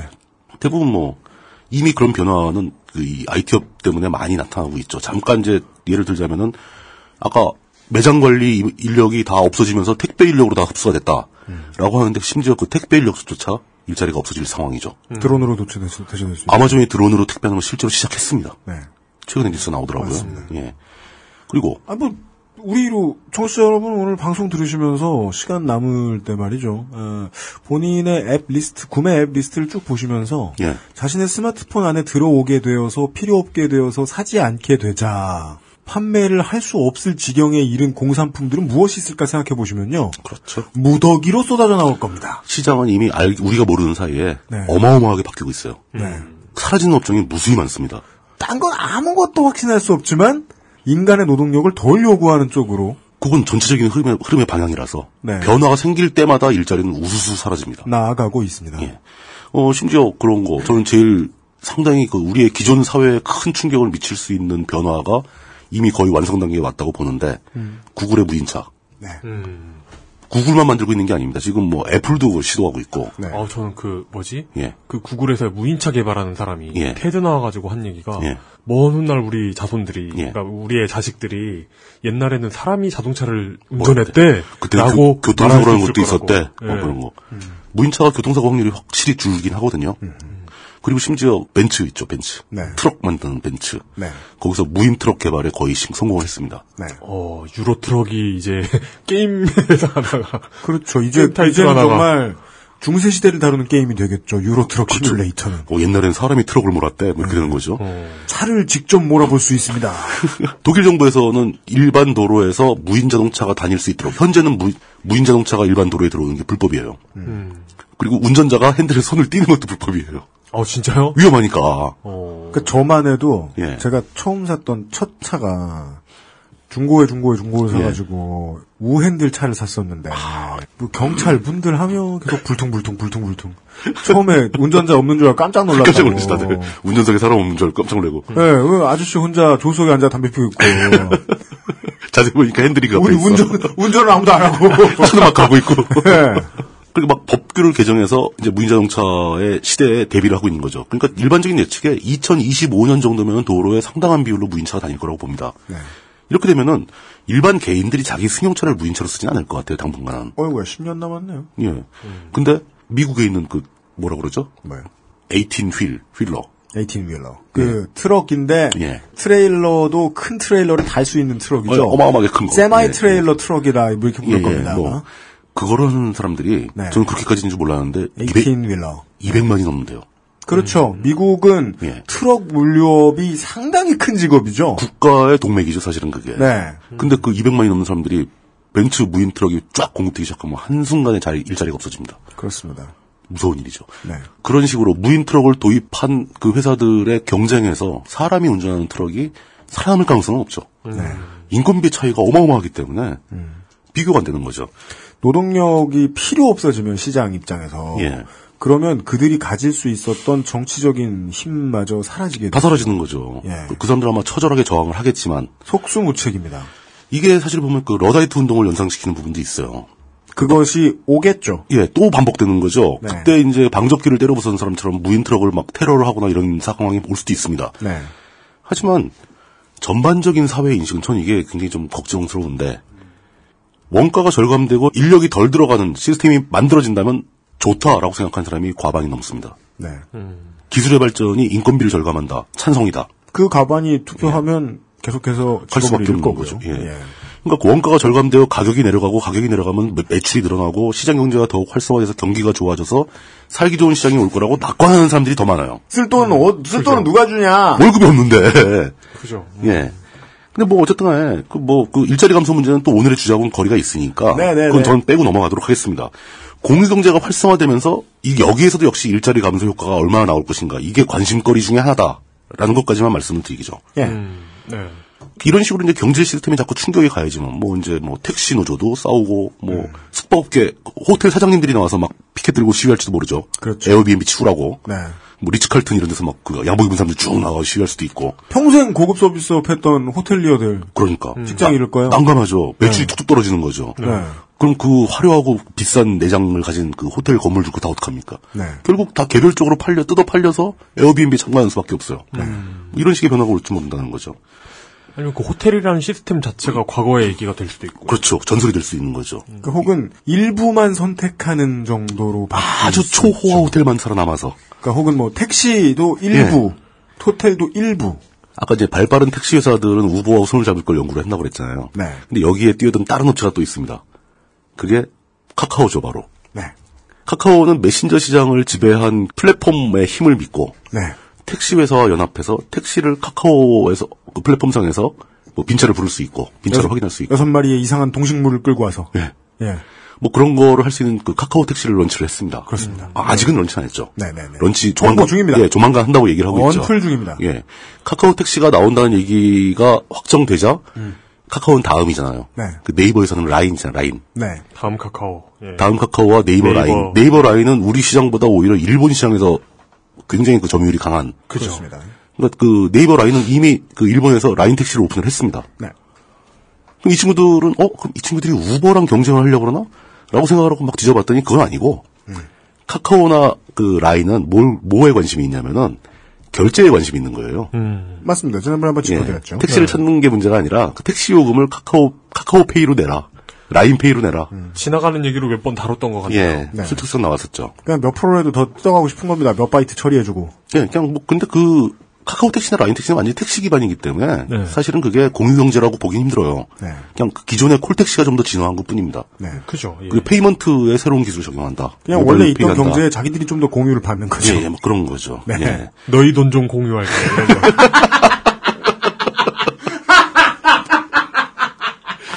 일반적으로 그럴 때. 잠깐만, 좀 줘. 이런. 네. 스마트하지 않니? 막 그러면서 돈 뜯어가고. 네. 그러니까 처음에는 이쁘다고 썼는데. 예. 그 이제는 카카오톡의 친구들 있잖아요. 그 스티커에 있는 그 친구들? 저 스티커 모으거든요. 네. 빵 가끔 사 먹는데 이제는 진짜 시장 잠식의 천병들처럼 보이기 시작했어요. 살짝 좀 무서워요, 그거. 살짝 살벌해요. 예. 네.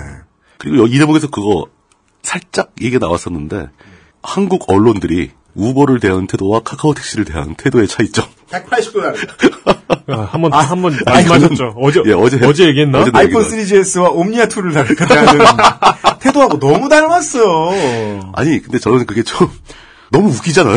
어떻게 그렇게 뻔뻔하지? 그러니까 딴 얘기 몇 마디라도 좀 꺼내주라. 좀 참. 제대로 된 비평이라도 한번 해야 되는데 어떻게 그렇게 그냥 우리 무리를 걷는 개미, 소금쟁이 기사 지금 찾아가지고 자꾸 트위터하고 페이스북 저희 사이트에 올려주시는 분들 계시단 말이에요. 좀 다른 예 좀 봅시다. 다른 예 좀. 여기 이제 그 공유 경제 시스템이 맞닥뜨리고 있는 또 하나의 벽이 있긴 합니다. 예. 하나는 이제 기존 유사한 경쟁 비슷한 산업들이 네. 문제가 된다고 말씀드린 거고, 네. 또 하나는 법규입니다. 법규? 예, 기존의 법 체제. 법규라는 단어를 제 뜻대로 써본 적이 없어가지고. 정확하게 제 뜻대로 법규입니다. 법규다! 예. 네. 숙박업도 그렇고, 운수업도 그렇고, 법적인 통제를 굉장히 강하게 받는 업종이죠. 맞습니다. 안전 문제가 끼고, 운수업은 사고 나면 큰일 나거든요. 그죠. 그리고 숙박업도 사람이 무방비 상태로 되는 거기 때문에 보안 문제가 굉장히 심각한 이슈죠. 맞습니다. 그래서 법으로 통제를 받고 있는데 거기에 이제 새로 등장한 우버나 에어비앤비가 기존의 법망과의 충돌을 어떻게 회피할 것인가. 그죠. 사고 몇 번 나면 그냥 끝나는 거거든요, 사실. 이거 사실은 여러 대도 좌우되는 거고. 네. 그러니까 이게 만약에 진짜 우버나 그 에어비앤비가 대세가 되어버리면 당연히 또 의회에서 법을 맞춰주겠죠. 그렇죠. 근데 지금 애매한 단계에 와 있는 겁니다. 그 단계에서 문제들이 일어나면 계속 문제가 생기는 거죠. 예. 그러니까 이게 지금 흔히 말하는 아주 복잡한 의미의 과도기. 그게 이제 입법기관에 날리는 법규죠. 그렇죠. 예. 그러니까 그러면 기존 산업에서 에어비앤비나 우버를 반대하는 사람들은 입법기관에 매달릴 수밖에 없죠. 법 고치지 마라. 쟤들 못 들어오게 막아달라. 이쪽에서는 또 막 고쳐달라. 법 외로 규정해달라. 예. 그럼 이걸 누가 결정하는 게 맞겠습니까? 그 서비스를 쓰는 사람들이, 소비자들이 결정하는 거죠. 누군가에겐 안타깝게도. 예. 그게 정상적입니다. 소비자들이 선택하는 쪽으로 가는 게 정상이죠. 그러나, 우리 사회에서 항상 이렇게 다수의 소비자가 선택하는 대로 안 가는 경향이 있잖아요. 그렇죠. 전 그것도 걱정인 거예요. 다수의 사람들이 다수의 액티브엑스를 원했던 건 아니잖아요? 다수의 하나만 더 늘려줘! 하나만 더 늘려줘! 액티브엑스가 좀 부족해. 충분하군! 한꺼번에 깔아줘! 그런데 정부 입장에서는 소비자가 바라는 것, 기존의 업계가 바라는 것, 새로 등장한 공유경제 서비스가 바라는 것, 이것 모든 것 이전에 정부는 우선순위를 두고 고려하는 조건이 한 개 더 있습니다. 세금의 문제죠. 네. 제일 큰 문제예요. 정부 입장에서는 그게 제일 심각한 문제예요. 네. 에어비앤비들이 세금을 안 내? 그럼 금지해야지. 이런 정도가 이상하게 안 들릴 정도로. 공유경제의 가장 큰 문제는 국가가 뜯어먹을 게 별로 없다는 겁니다. 다른 이전 모델에 비해서. 굉장히 난처하죠. 이게 직거래로 갈수록 그 거래를 국가가 인지하는 것조차도 힘들어지죠. 그리고 실제로 돈을 받는 이걸로 수수료를 챙기는 사람들이 우리나라 회사가 아닐 가능성이 매우 높고요. 많죠. 수수료는 외국으로 나가버릴 수도 있고. 네. 중고나라에서 물건 사고 세금 계산서 떼신 분 한 번이라도. 가끔 회사 직원이 와서 회사에 쓸 거라고 그러면서 영수증 달라고 그런 경우도 있긴 있어요. 아, 그래요? 예. 근데 개인이 영수증 발급을 어떻게 해. 그죠. 그러니까 이게 세금 문제가 난처해지고 과거의 우리나라 증세 시스템 관리들의 관점은 가급적이면 뭔가 큰 회사 하나가 이 시스템을 총괄해서 관리해 주길 바랍니다. 왜냐? 자기네가 편하게. 그 회사만 조지면 모든 게 해결되니까. 네. 근데 이 공유경제는 완전히 정반대잖아요. 소품종 다량화 각 개인별로 어마어마하게 많은 파편화로 쪼개지는 거잖아요. 이 세금 징수가 가능할까? 이런 문제가 뜨죠. 물론 그 페이먼트 시장을 장악하고 있으면 세금은 수수료에서 뜯을 수 있겠지만 실제로 거래에서 왔다 갔다 하는 재화, 그러니까 내가 당신의 차를 빌려 쓰고 얼마를 주겠다. 돈으로 줘버리면 국가가 어떻게 통제를 하냐는 거죠. 네. 개인이 현금 영수증을? 불가능한 얘기죠. 그렇게 해서 국가는 역시 공유경제에 대해서. 뛸 수 있어요. 근데 일일이 다 뛰겠느냐. 물론 방법은 있습니다. 자발적으로 내라고 그럴 수도 있고. 여러 가지 방법이 있지만. 아니, 우버택시 하나 탈 때마다 앱에 감시 앱을 하나 붙여가지고. 저는. 국세청에 통보가 가게. 저는 훨씬 더 바보같이 생각했는데. 국세청 직원이 반드시 동승해가지고. 적어가고. 우리나라에서. 직접 끊어줘. 우버를 이용하는 택시 승객만큼 직원이 있어야 되겠네요. 그렇죠. 아니면 카카오페이 이런 거 말고 정부페이 이런 식으로. 미래창조과학페이. 그렇죠. 미창과페이. 창조페이 하면 되겠네. 창조페이. 다른 걸 고려하기 위해서 공유경제 그럼 우버하고 에어비앤비만 있냐. 다른 모델들 한번 찾아보자 해서 몇 개를 좀 찾아왔습니다. 요즘에 그 공유경제 개념에서 출발한 그 스타트업들이 많이 등장을 해요. 막 무수히 점점 많이 쏟아져 나오고 있습니다. 거의 대부분 다 실패합니다. 그 우버하고 에어비앤비가 드물게 성공한, 좀 규모 있게 성공한 아주 희귀한 케이스고요. 우리가 미처 알아차리기도 전에 수많은 공유경제 모델이 나타났다가 이미 사라졌습니다. 블랙젯이라는 게 있어요. 블랙젯. 이건 비행기 티켓을 유유 티켓 캔슬하지 않고 파는 이런 거거든요. 블랙젯. 제트. 근데 이거 금방 망했어요. 사람들이 비행기를 자주 안 타잖아요. 그러니까 이 블랙젯을 한번 해볼까 해서 앱을 깔아놓고 비행기 티켓 거래를 한번 한 사람도 한 6개월 있다 비행기 티켓이 또 생겼을 때 잊어버리는 거예요. 그렇죠. 그런 문제가 있구나. 그럼 빈도수가 너무 낮으면은 일단 그 시장 자체가 형성이 안 되는 거죠. 그럼 비행기 티켓을 찾는 사람도 들어왔는데 내가 원하는 티켓이 언제나 없어. 충분한 수요가 있어야 소량화가 되죠. 그렇죠. 공유경제 모델에 적합하지 않은 겁니다. 그걸 바로 실패했고요.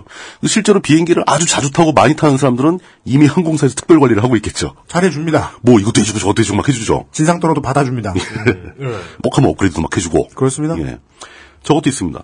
우버는 완전히 다르게 카풀에 집중하는 서비스도 있었어요. 이게 라이드 조이라는 건데. 조이라이드 아니에요. 조이라이드 말고. 초기에 좀 일단 상승세를 타고 올라가다가 나중에 실패했습니다. 이 서비스는 이용객들은 많았어요. 근데 수익 모델이 없었던 거예요. 카풀 시스템은 사실 보통 대부분 스타트업이 다 미국에서 하니까 우리나라에서는 별로 잘 활성화가 안 되고 있지만 사실 미국의 특히 대학가 쪽 이런 쪽에서는 카풀은 기존에도 이미 굉장히 활성화되어 있습니다. 모든 대학엔 다 카풀용 게시판이 있고 그 대학 사이트에도 다 있어요. 그거 100% 다 무료입니다. 읍시사라도 데이트는 해야 할 거 아닙니까? 그렇죠. 데이트를 미국에서 무슨 수로 걸어서 하느냐. 그래서 그거에 익숙한 사람들이 이 서비스를 이용해서 카풀용 차량을 잡아서 주인하고 컨택한 다음에 안 하는 것처럼 하고 자기들끼리 거래를 해버려요. 그렇습니다. 진짜 직거래를 해버려요. 회사는 망하는 거죠. 맞습니다. 이런 식으로 어려워지는 업체도 있었고 아무 모델이나 못 나온다는 얘기를 해드리고 있는 거예요. 이런 직거래 문제는 공유경제 시스템 전반에 걸쳐서 큰 장벽 중에 하나입니다. 그렇죠. 사실은 이 공유경제 이 앱 서비스를 제공한 시스템 쪽에서는 항상 거래가 벌어질 때 미량의 수수료를 뜯기를 원하거나 아니면 거기서 이제 사용자가 어느 일정한 레벨 이상 올라가면 이제 광고 수익도 생기고 막 그렇게 하지만 이 수익 모델 잡기가 되게 힘들거든요. 인기를 막 끌면서 뭐 몇십만 명이 쓰고 있는데 망하는 회사 되게 많습니다. 현재 기성시장이 지금 희망을 건다면 마지막으로 걸고 싹싹 빌어야 되는 문제입니다. 그렇죠. 네, 사람들이 제발 이 공유경제 시스템을 등쳐먹어 주기를. 뭐 그런 일이 국내에서도 많이 보고가 되고 있는 게 에어비앤비조차도 등을 칩니다. 그렇죠. 에어비앤비를 검색해서 다 확인한 다음에 어떻게 해서든 그 소유자한테 연락처를 알아내가지고 직거래를 해요. 그렇죠. 이렇게 되면 에어비앤비 입장에서는 좀 짜증나죠. 그렇죠. 그러니까 이런 것도 어떤 걸림돌이 됩니다. 저희들 입장으로 말할 것 같으면 그래서 저희들 요즘 걱정하시는 분들 있죠. 사운드 클라우드가 망하려고 그런다고. 저희들 서버 사이트. 왜냐면은 음원을 이렇게 커다란 걸 엄청나게 올려놓고 아무리 많이 받아간다고 비용이 막 무진장 상승 이렇게 안 되거든요. 그렇죠. 단일 고객한테 서버를 대주는 회사가 너무 많은 돈을 받을 수가 없어요. 당연하죠. 그럼 아무도 거기 이 서비스 이용 안 할 거예요. 그러다 보니까 팟캐스트 운영해주는 서버 회사들이 수익 모델 창출을 못 하고 있는 거예요, 지금. 그렇죠. 그래서 이 악순환이 계속되다 보면은 지금 이것도 팟캐스트 시장도 붕괴할 수 있어요. 왜냐면 팟캐스트도 어찌 보면 소량 다품종화된 미디어거든요. 그렇죠. 네. 방송국에 비하면 확연하게 드러나죠. 네. 어떤 개념인가. 근데 이 모델 가지고 돈 못 낸다, 돈 못 번다. 그러면은 이 사업 철수하는 곳도 많겠죠. 시장이 붕괴하죠. 네. 이름이 재밌는 데가 하나 있었는데 네이버로우입니다. 네이버로우? 검색엔진 네이버는 아니고 검색엔진 아니지 거긴 참. 이거 이웃 진공 청소기, 믹서, 드릴 뭐 이런 거 있잖아요. 일반인들이 청소기는 좀 자주 쓰죠. 핸드드릴 같은 거 1년간에 몇 번 쓰겠어요. 몇 달에 한 번 쓰는 물건인데 나는 내 이웃과 안 친하다. 그거를 쓰기는 좀 사기는 아깝고 필요할 땐 있고 이웃은 싫고 옆집 사람은 저 못생겨서 싫고 혹은 뭐 이웃이 없다. 내가 뭐 외탄섬이다. 뭐 사막에 살고 있다. 그리고 이런 경우 뭐 이런 거는 사실 저는 굉장히 아이디어가 좋아가지고 뭐 대박치지 않을까 했는데 실패했어요. 사람들이 열심히 검색해서 여기서 또 핸드드릴 하나 빌리느니 그냥 마트 가서 하나 산다. 얼마 몇 푼이나 한다고. 역 가격 저항이 있던 거예요. 이게 너무 싼 건 안 되는 거예요. 또.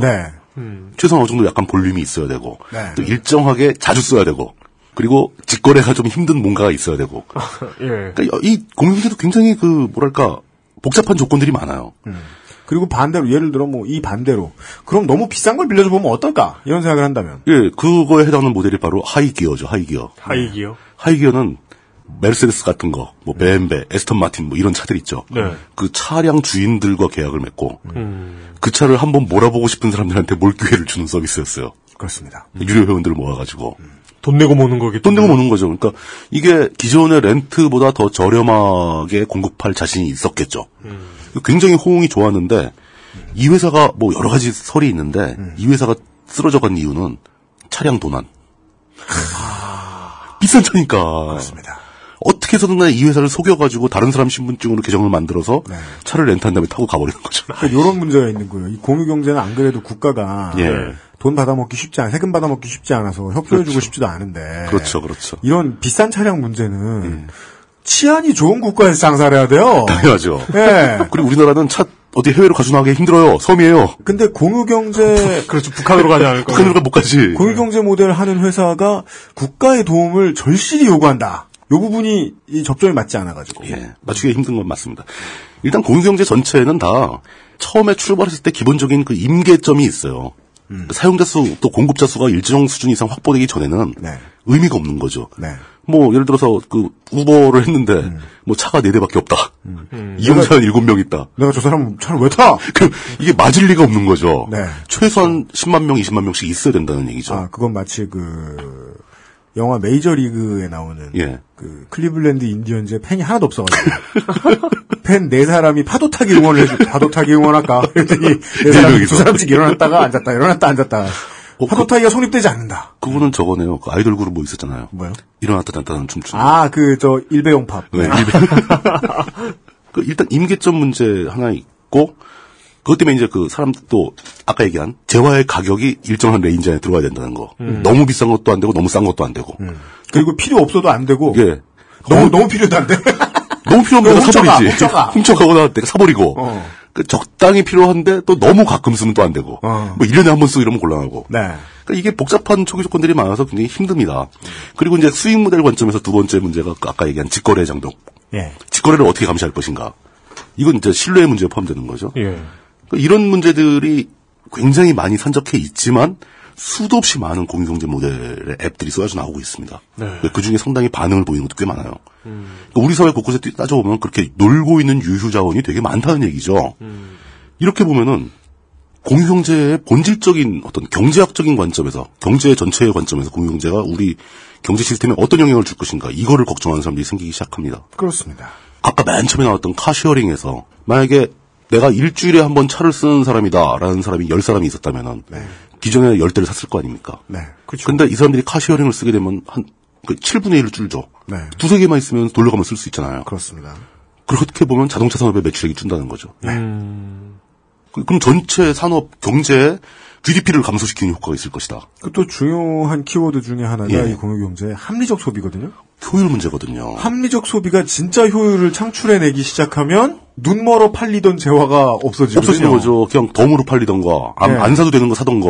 그 원래 화 제일 많이 내는 사람들 말이죠. 날로 먹다 못 먹게 된 사람들입니다. 그거예요. 돈 쉽게 벌다 못 버는 사람들이 화를 내는 거죠. 현기차가 그냥 화가 나가지고 그랬는데 야, 이 소카에 스티커 다 떼어. 안 팔아 너네한테. 네. 그럴 수 있어요. 네. 진짜 화나면 그럴 수도 있죠. 왜냐면 자기들 입장에서는 이게 그냥 눈먼 돈이 아니라 자기들 입장에서는 왠지 베스트셀러 만화 작가가 만화방 때문에 타격 입는 것 같다고 감정이입하고 싶은 예. 거예요. 뭔가 문제가 생기면 누군가 희생양이 필요한 거죠. 네. 그게 사실인지 아닌지는 둘째 문제고. 네. 근데 경제적인 관점에 다시 한번 봅시다. 이렇게 해서 개인들의 그 기존 시스템에 비해서 훨씬 효율적인 소비를 하게 되는 거잖아요. 네. 효율성이 올라가면은 이 효율적인 소비를 하는 사람은 비효율적인 소비를 하던 시절에 비해서 소비 여력이 남게 되죠. 그렇습니다. 그 사람들은 그 돈을 꼭 먹어버릴 건 아니잖아요. 안 그래요? 그럼 소비세, 소득세 내야 돼.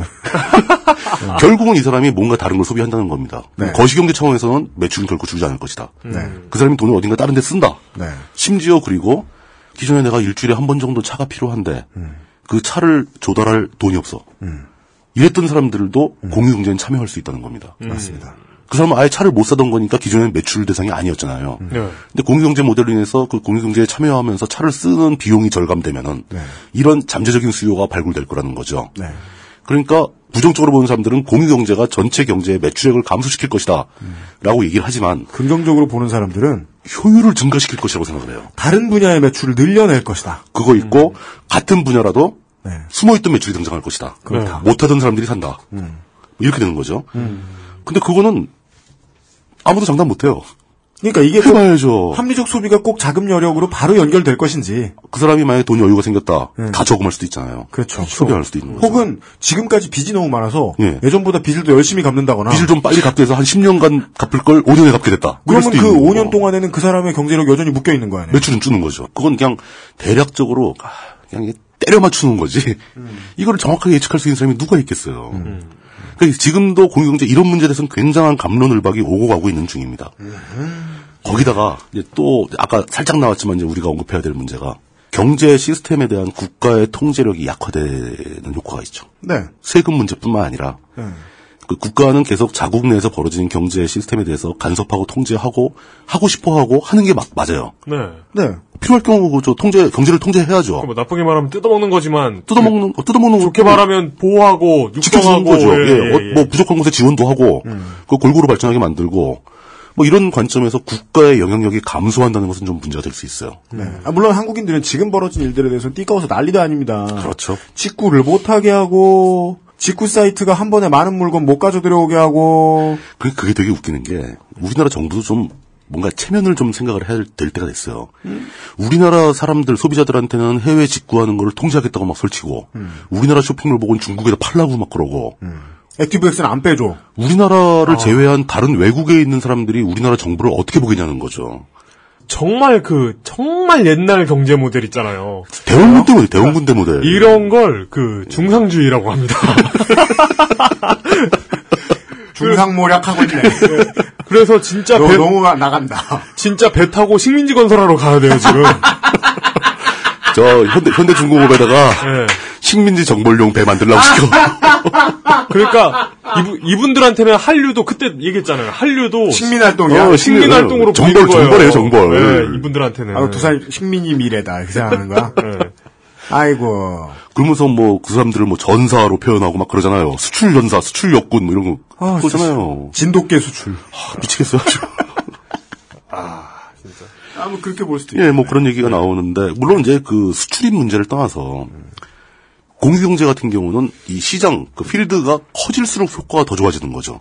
예를 들어 우버를 한다고 그러면 내가 우버를 가입하면 우버를 중국에서 쓰고 한국에서 쓰고 미국에서 쓰고 이러면 더 좋다는 거죠. 요하네스버그에 가가지고 아무 생각 없이 앉아있다가 네. 우버 불러볼까? 콩에서 앱 딱 찍으면 차가 오고 뭐 이런 식으로 되면 더 좋다는 거죠. 에어비앤비 같은 경우는 특히나 전 지구를 다 커버해야지만 의미가 있는 사업이죠. 네. 전 세계의 민박. 네. 전 세계 민박을 다 관리해주는 거니까. 네. 이렇게 글로벌한 시스템이 되고자 하는 게 공유경제의 기본적인 속성인데 네. 이렇게 글로벌한 서비스가 나오면 도대체 이 서비스를 누가 통제해야 되느냐. 그렇죠. 이게 또 어떤 문제가 있냐면은 우리가 만약에 에어비앤비를 통제하게 되잖아요. 네. FTA에 저촉됩니다. 맞습니다. 골치 아픈 문제가 되는 거죠, 이게 또. 아까 그래요. 또 오늘 나올 중요한 얘기들 중에 하나가 우버도 에어비앤비도 앞으로 들어올 어떤 외국에서 처음 시작된 공유경제 모델을 가지고 있는 회사들도 실제로는 대한민국이 못 막습니다. 못 막죠. 현실적으로 막을 방법이 없어요. 네. 근데 막으려고 시도할 거예요. 서울시가 하고 있죠. 그러니까. 네. 그러면서 온갖 부작용이 또 양산되겠죠. 네. 그럼 서울시가 잘못한다는 게 아니에요. 의미는 있습니다. 그러니까 망하게 돼 있다는 거지. 큰 방향은 이미 결정되어 있다. 네. 라는 거죠. 그게 번성했을 때, 글로벌 서비스, 글로벌 공유경제가 막 번성했을 때, 그게 진짜 전 세계 인류의 복지에 기여하고 행복 지수를 높이는 쪽으로 활용이 될지. 네. 아니면은 그렇게 동일한 조건으로 글로벌한 서비스가 돌아가기 시작하면은 항상 유리한 쪽은 강자들입니다. 네, 저는 뭐 늘 말하죠. 네. 그 회사들 한번 잘 되기 시작하면 다 화장실 대문에다가 나쁜 놈이 되지 말자 이렇게 써놓고서 근데 개새끼들이 될 것이다. 그러면서 이 재화의 이동은 네. 강자 쪽으로 흘러 들어가게 될 수밖에 없다는 거죠. 이거는 그렇습니다. 새로운 시대의 제국주의가 열리는 가능성도 있어요. 네. 3차 대전은 애플과 구글이다. 그럼 막 무인자동차들끼리 막 싸우고 막. 이렇게 복잡하게 공유경제가 막 소용돌이 치면서 막 변화를 주도하는 건지 아니면 하다가 말 건지 트렌드를 일으키는 건지 뭐 어떤 건지 혼란스러운 와중에 우리는 뭐 하고 있는가? 중상주의 하고 있다니까요. 공유경제라고 보기에도 애매하고 아닌 것 같기도 하고 맞는 것 같지만 공유경제는 아닌. 네. 뭐 플랫폼 장사에 골몰하고 있는 것 같은 사례가 있어서 설명을 드리고자 합니다. 네. 그러니까 아무것도 아니고 그냥 배달앱이죠, 배달앱. 배달앱. 예. 뭐 배달의 기수? 그거 우리 가만있어 봐. 우리가 어제도 제보 받겠다고 공지를 드리면서도 회사 이름은 얘기 안 했는데. 예. 회사 이름을 얘기 안 할 수가 있나요, 이 얘기를 하면서? 배달의 종족. 네. 저기요. 저는 이 폭리요.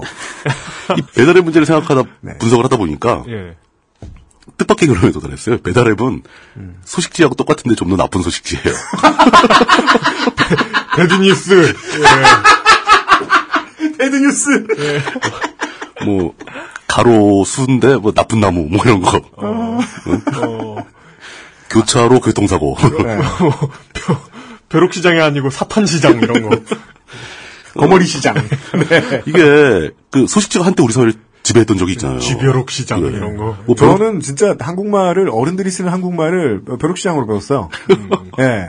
벼룩시장 보면은 굉장히 좋은 시스템이었습니다. 이게 사전이나 무슨 이제 집에 엄마 아빠가 사다 줘서 집에 꽂혀 있는 양서들을 봐서는 알 수 없는 살아있는 어른 언어 있죠. 네, 그렇죠. 그거는 다 소식지가 가르쳐 줬어요. 저는. 맞아. 그렇게 보면.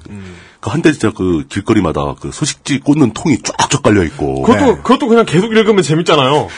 맞아. 그거 뭐 방구할 때 많이 보기도 하고. 그리고 요즘도 어른들은 스마트폰을 손에 들고 있으면서도 자신이 취업해야 할 때.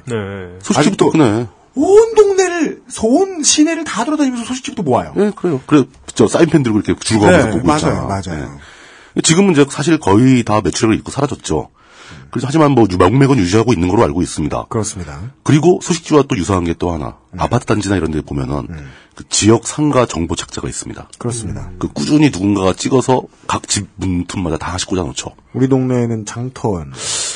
저희 집에서 들어오는데 이름이 참 특이해서는 잘 뭔지 기억이 안 나네요. 네. 이게 어찌 보면 그런 소식지들이야말로 원시적인 공유경제 모델일 수 있어요. 그렇습니다. 자신이 갖고 있는 유휴 자원을 다른 사람한테 양도하거나 아니면 그냥 주거나 이렇게 한 그 정보를 공유한 공간이잖아요. 그러니까 아기 침대 그냥 가져가실 분, 안 쓰는 냉장고 그냥 주실 분, 뭐 이런 소리 나오고 뭐 월세방 1,050, 뭐 햇빛 잘 드는 반지하, 잠만 잘 뿐. 반지하에 햇빛이 어떻게 잘 들어? 뭐 이렇게 기울어진 거 아니에요? 이렇게 햇빛 좀 네. 햇빛 잘 드는 지하 이런 거. 네. 그런 거 있었죠. 예. 예. 소량일 수도 있고, 예. 소량일 수도 있고, 고액일 수도 있다 칩시다. 뭐, 비싼 건 많이 받겠죠. 근데요, 예. 한 번 받고 안 받잖아. 걔들은 그걸로 끝이에요. 예. 근데 이건 짜장면 갑 안에 자기들 손가락을 푹 꽂아놓잖아. 제가 이해가 안 가는 거, 뭐 충분히 좋습니다. 소식지를 대신해도 되고 다 좋은데. 결탁의 민족. 예, 공유 경제를 하건 말건. 네. 이 사람들의 수익 모델이 마음에 안 드는 거예요, 저는. 네. 예를 들어 중국 음식점이 배달앱 회사에 등록을 해가지고 앞으로 나도 거기에 노출시켜달라, 검색에 나오게 해달라 할 때 가입비 내고 뭐 회비 내고 이런 건 이해합니다. 네. 근데 거기에서 음식 시킬 때마다 거래가 벌어질 때마다 수수료를 걷는다는 건 좀 문제가 있다는 거죠. 네. 물론 수수료가 제로 베이스로 갈 필요는 없어요. 약간 있어도 됩니다. 어차피 그거 카드 결제하고 막 이러기 때문에 그 결제 수수료가 나갑니다. 거기다 살짝만 더 붙이는 거 정도는 용납이 되는데. 여기서 제일 중요한 예. 정치인들이나 정치평론가가 가장 무책임할 때 내뱉는 단어죠. 사회적 합의. 이것이 꼭 필요한 아주 애매한 기준 하나가 등장합니다. 그렇죠. 얼마를 더 받느냐가 이들이 악마냐 꼭 필요한 존재냐를 결정지어준다는 거예요. 저는 거기에 가이드라인 하나 제시할 수 있어요. 진짜요? 예. 이거 애정남이네 거의. 그렇잖아. 정확할지는 모르겠는데 제가 이 사람들이 수수료를 많이 받는 것을 비난하는 이유가 가이드라인으로 연결됩니다.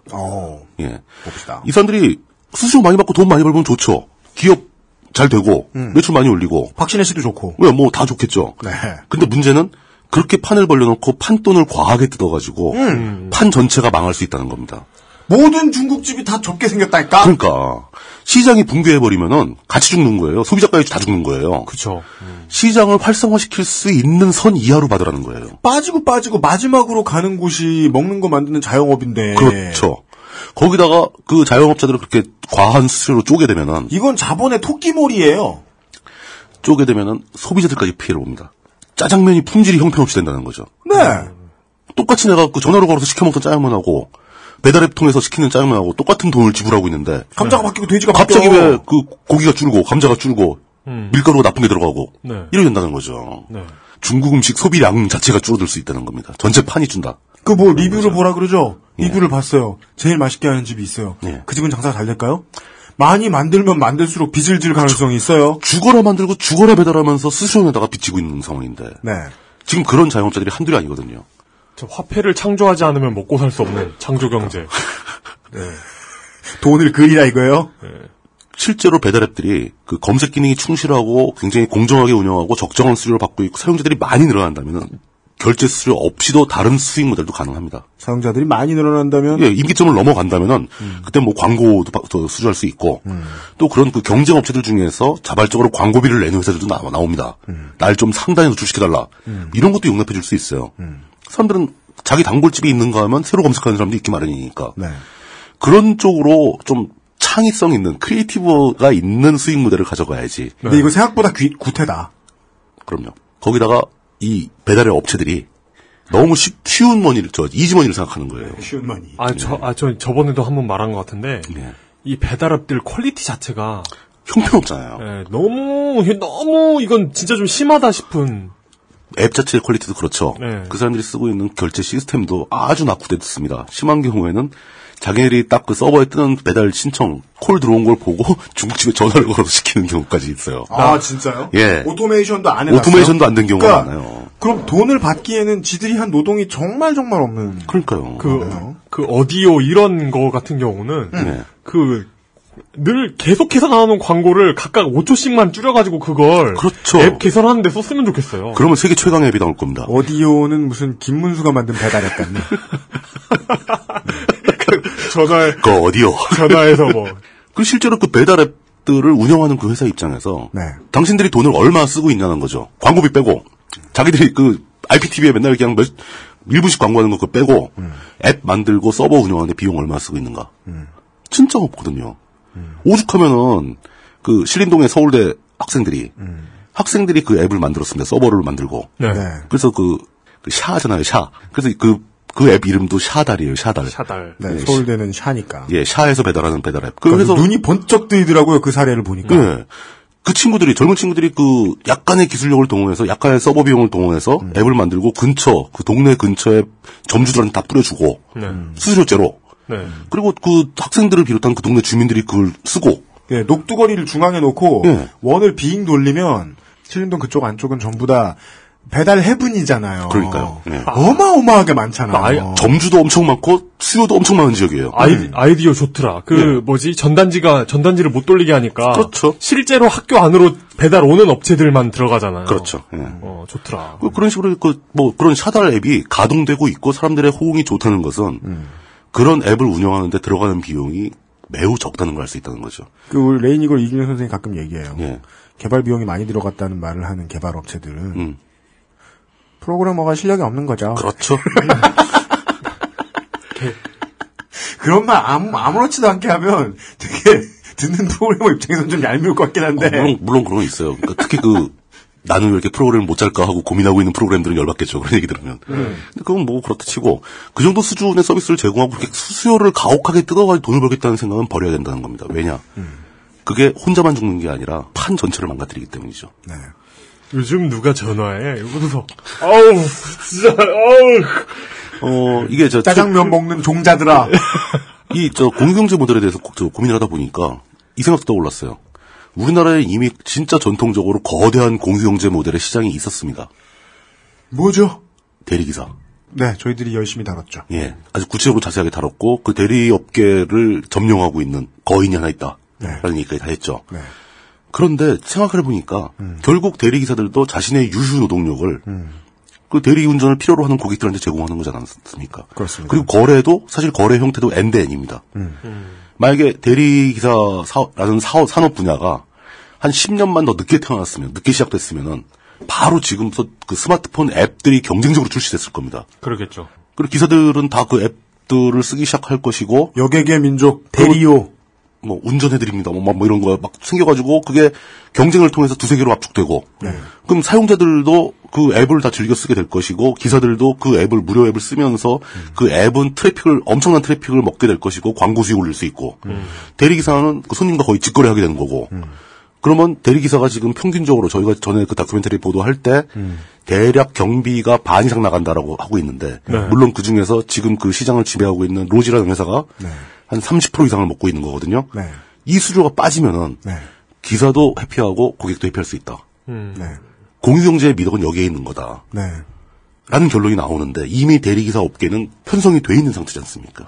최근에 이런 개념으로 대리업계에 공유경제스러운 앱을 만들어서 한번 시도를 해보겠다는 분하고 제가 얘기를 한 적이 있었어요. 저도 몇 분 만났습니다. 근데 그 분들이 겪어야 될 문제는 다른 거 다 아니고 이미 이건 가능한 산업이고 모든 게 다 가능한데 그분들에게 장애의 요인은 딱 하나입니다. 임계점. 최소한 대리기사 몇만 명 이상, 그리고 최소한 사용자 몇만 명 이상이 그 앱을 사용하기 전에는 그 앱이 쓸모가 없다는 거죠. 그럼 임계점을 넘길 수 있는 만큼의 홍보비와 버틸 수 있는 여력을 가지고 출발할 수 있느냐. 이것만 해결된다면 시장의 지배자로 떠오를 수도 있어요.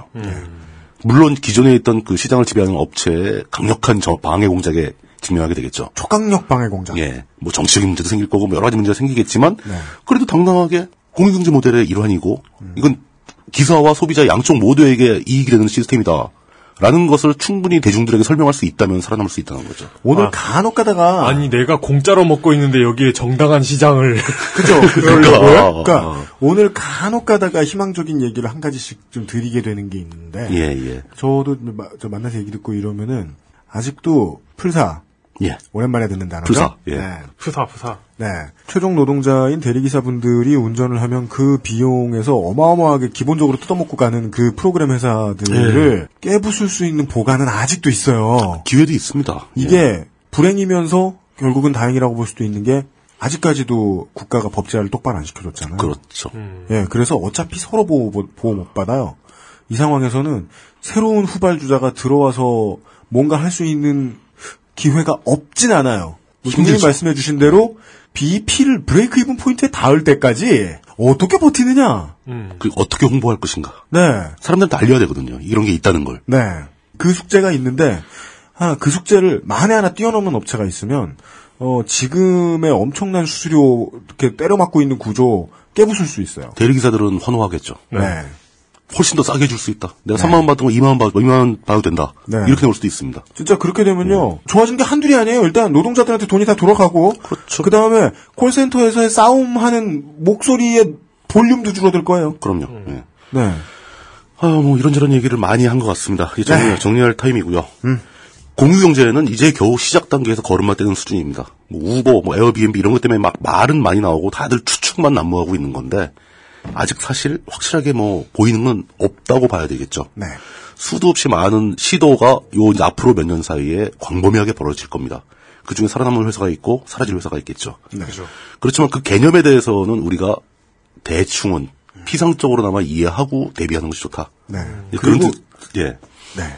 그런 뜻에서 저희가 이 코너를 준비한 것 같고요. 네. 예. 이 개념이 어떤 것인가를 스타트업을 하는 캘리포니아의 저 사람들 말고 우리나라 사람들도 좀 알았으면 좋겠다. 알아야죠. 스타트업을 할 거면 야, 지금부터 어떠한 분야의 모든 자영업자들을 다 존나게 쥐어짜면은 나도 유명한 연예인들을 데려다가 뭔가 감각 있는 광고를 만들어서 뿌리면은 사람들이 우리를 띠꺼워하지 않고 우리가 누군가의 고혈을 쥐어짠다는 사실을 모르면서 소비를 하겠지라고 생각하는 거 말고 좀 제대로 생각을 해야지. 공유경제 그런 회사 개발자들도 불쌍해요. 사실. 불쌍하죠. 개발자들이 뭘 하겠어요 거기서. 공유경제 스타트업은 어떻게 시작되어야 하는가의 개념도 회자될 수 있었으면 좋겠어요. 예. 우리가 이야기하면서. 그런 것도 있고, 그 다음에, 전 공유경제 시스템을 딱 보고, 이게 굉장히 원초적이고, 원시적인 아이디어라고 생각을 합니다.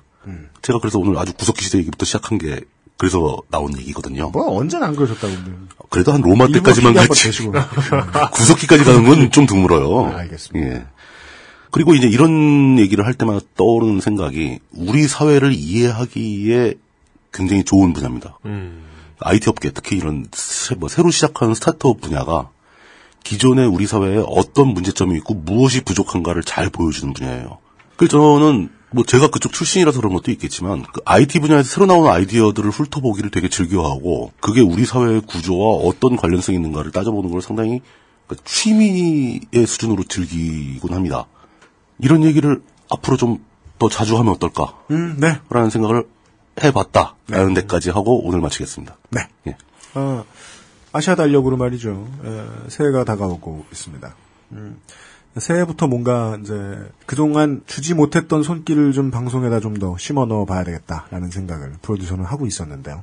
그것을 이제 원래는 양인들 새해 하려고 했다가 바빠가지고 우리 새해에 이제 좀 해볼 생각인데 그 중에 하나가 IT 시사 말만 열심히 했는데 그동안 저희들이 그냥 하는 평론에 얹어서 다양한 정보의 소스가 필요할 것 같다. 네.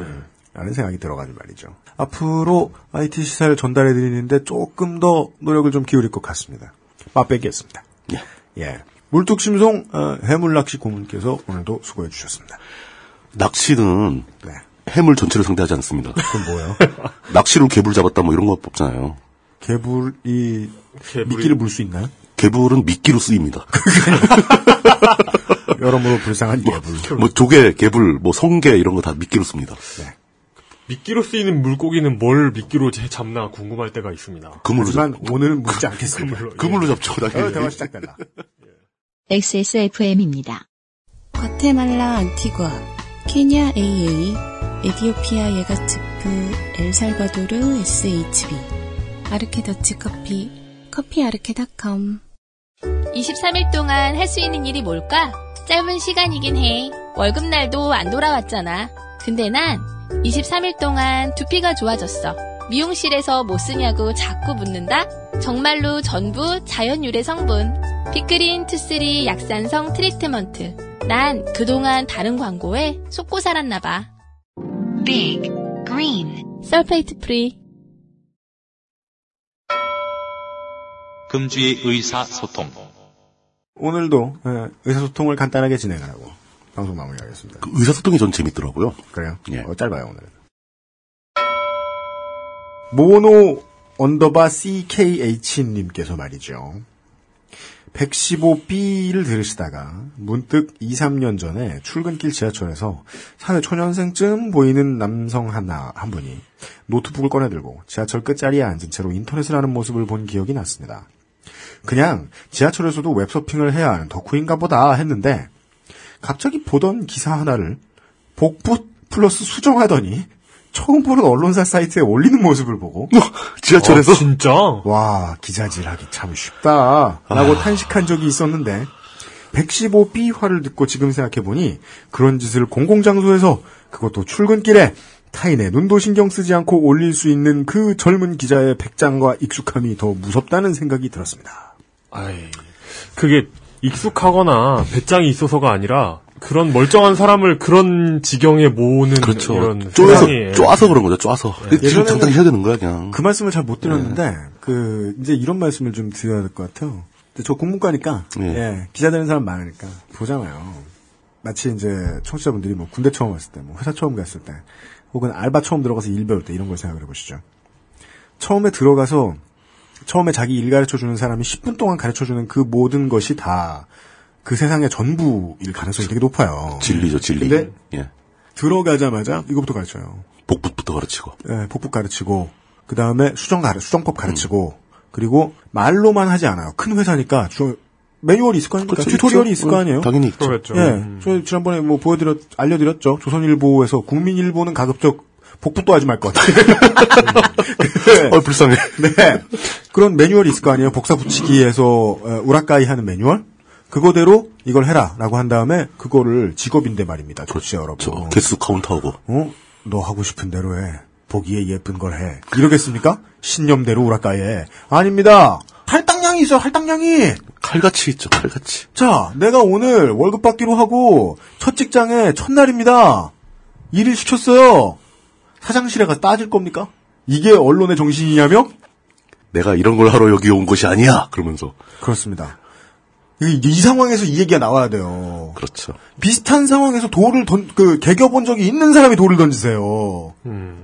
이 젊은 기자는 영혼을 잃은 게 아니고요. 그냥 회사 생활을 열심히 하는 사람. 그냥 돈을 벌고 있는 겁니다. 예. 직장 생활을 하고 있는 거죠. 이러니 저희가 시스템이 악마란 말을 안 합니까?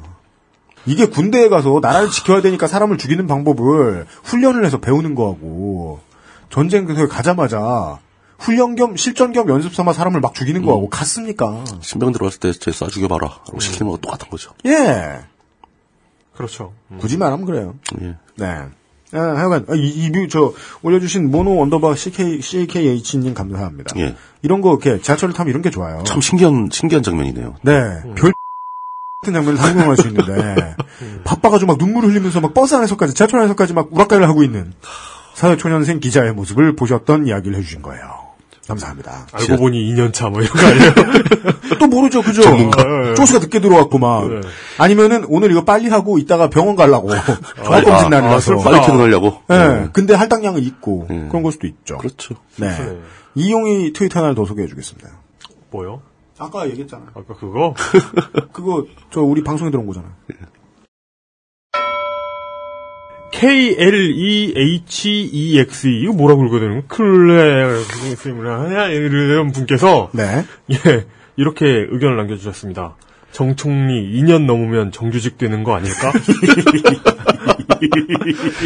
근본적으로 우리나라에서 2년 넘었다고 정규직 됩니까? 그러나 저희가 지난번에 밝혀드렸다시피 국가에서는 새로운 중규직법을 만들어냈습니다. 이번 그런 거보다는 한 15일 정도에 잠깐 해고했다가 다시 그럴지도 다시 모릅니다. 명할 겁니다. 계약 리셋. 예, 그렇게 될 겁니다. 그럴지도 모릅니다. 뭐 중규직이 될지 그 정규직이 될지 아니면 계약 리셋이 될지 그건 모르지만 2년을 넘기면 2년 클럽엔 들어갈 수 있습니다. 그렇습니다. 3명밖에 없어요. 명예롭습니다. 예, 4번째입니다. 예. 원래요 2년 클럽이 들잖아요. 그럼 그때부터는 대선 주자예요. 그럼요. 대선 주자예요. 대선 주자도 대선 주자지만 1등 욕심이 생기죠. 그렇습니다.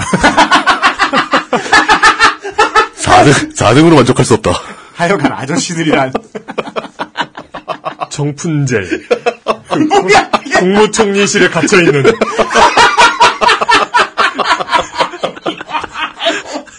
국무총리실에 계시는 동안 이발을 못해가지고. 정푼젤이가. 청박것으로 있어가지고.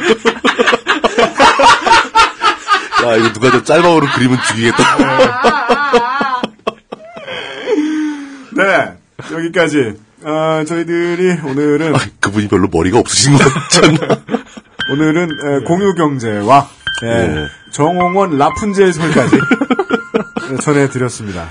다음 주 이 시간에도 몇 가지 뉴스와 많은 개드립을 가지고 다시 돌아오도록 하겠습니다. 그리고 이제 고맙게도 지난번에 제가 우는 소리를 한 다음에 좀 쉬어라 이렇게 말씀하시는 분들이 있는데 그랬다가 설마 설날에 쉬면 어떡하지? 이렇게 양면의 걱정을 가지신 청취자분들 위해서 말씀드리는데 설날 특집은 지금부터 준비 중입니다.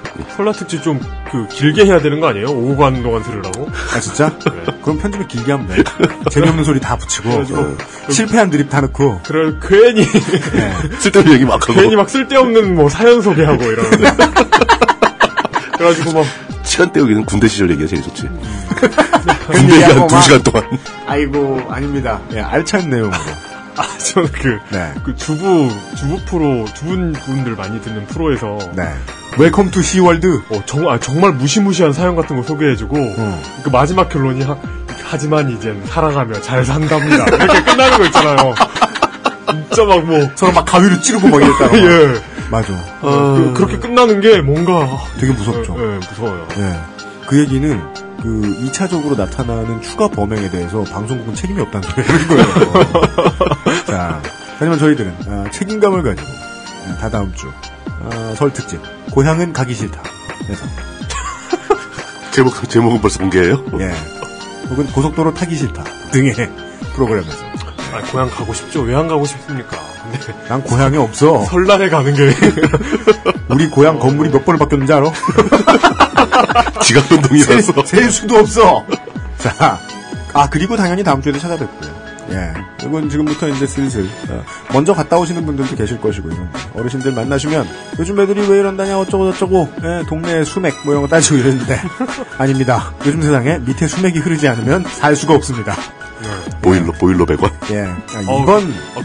지하수가 빠지면, 건물이 붕괴하고 그런다고 하더라고요. 네.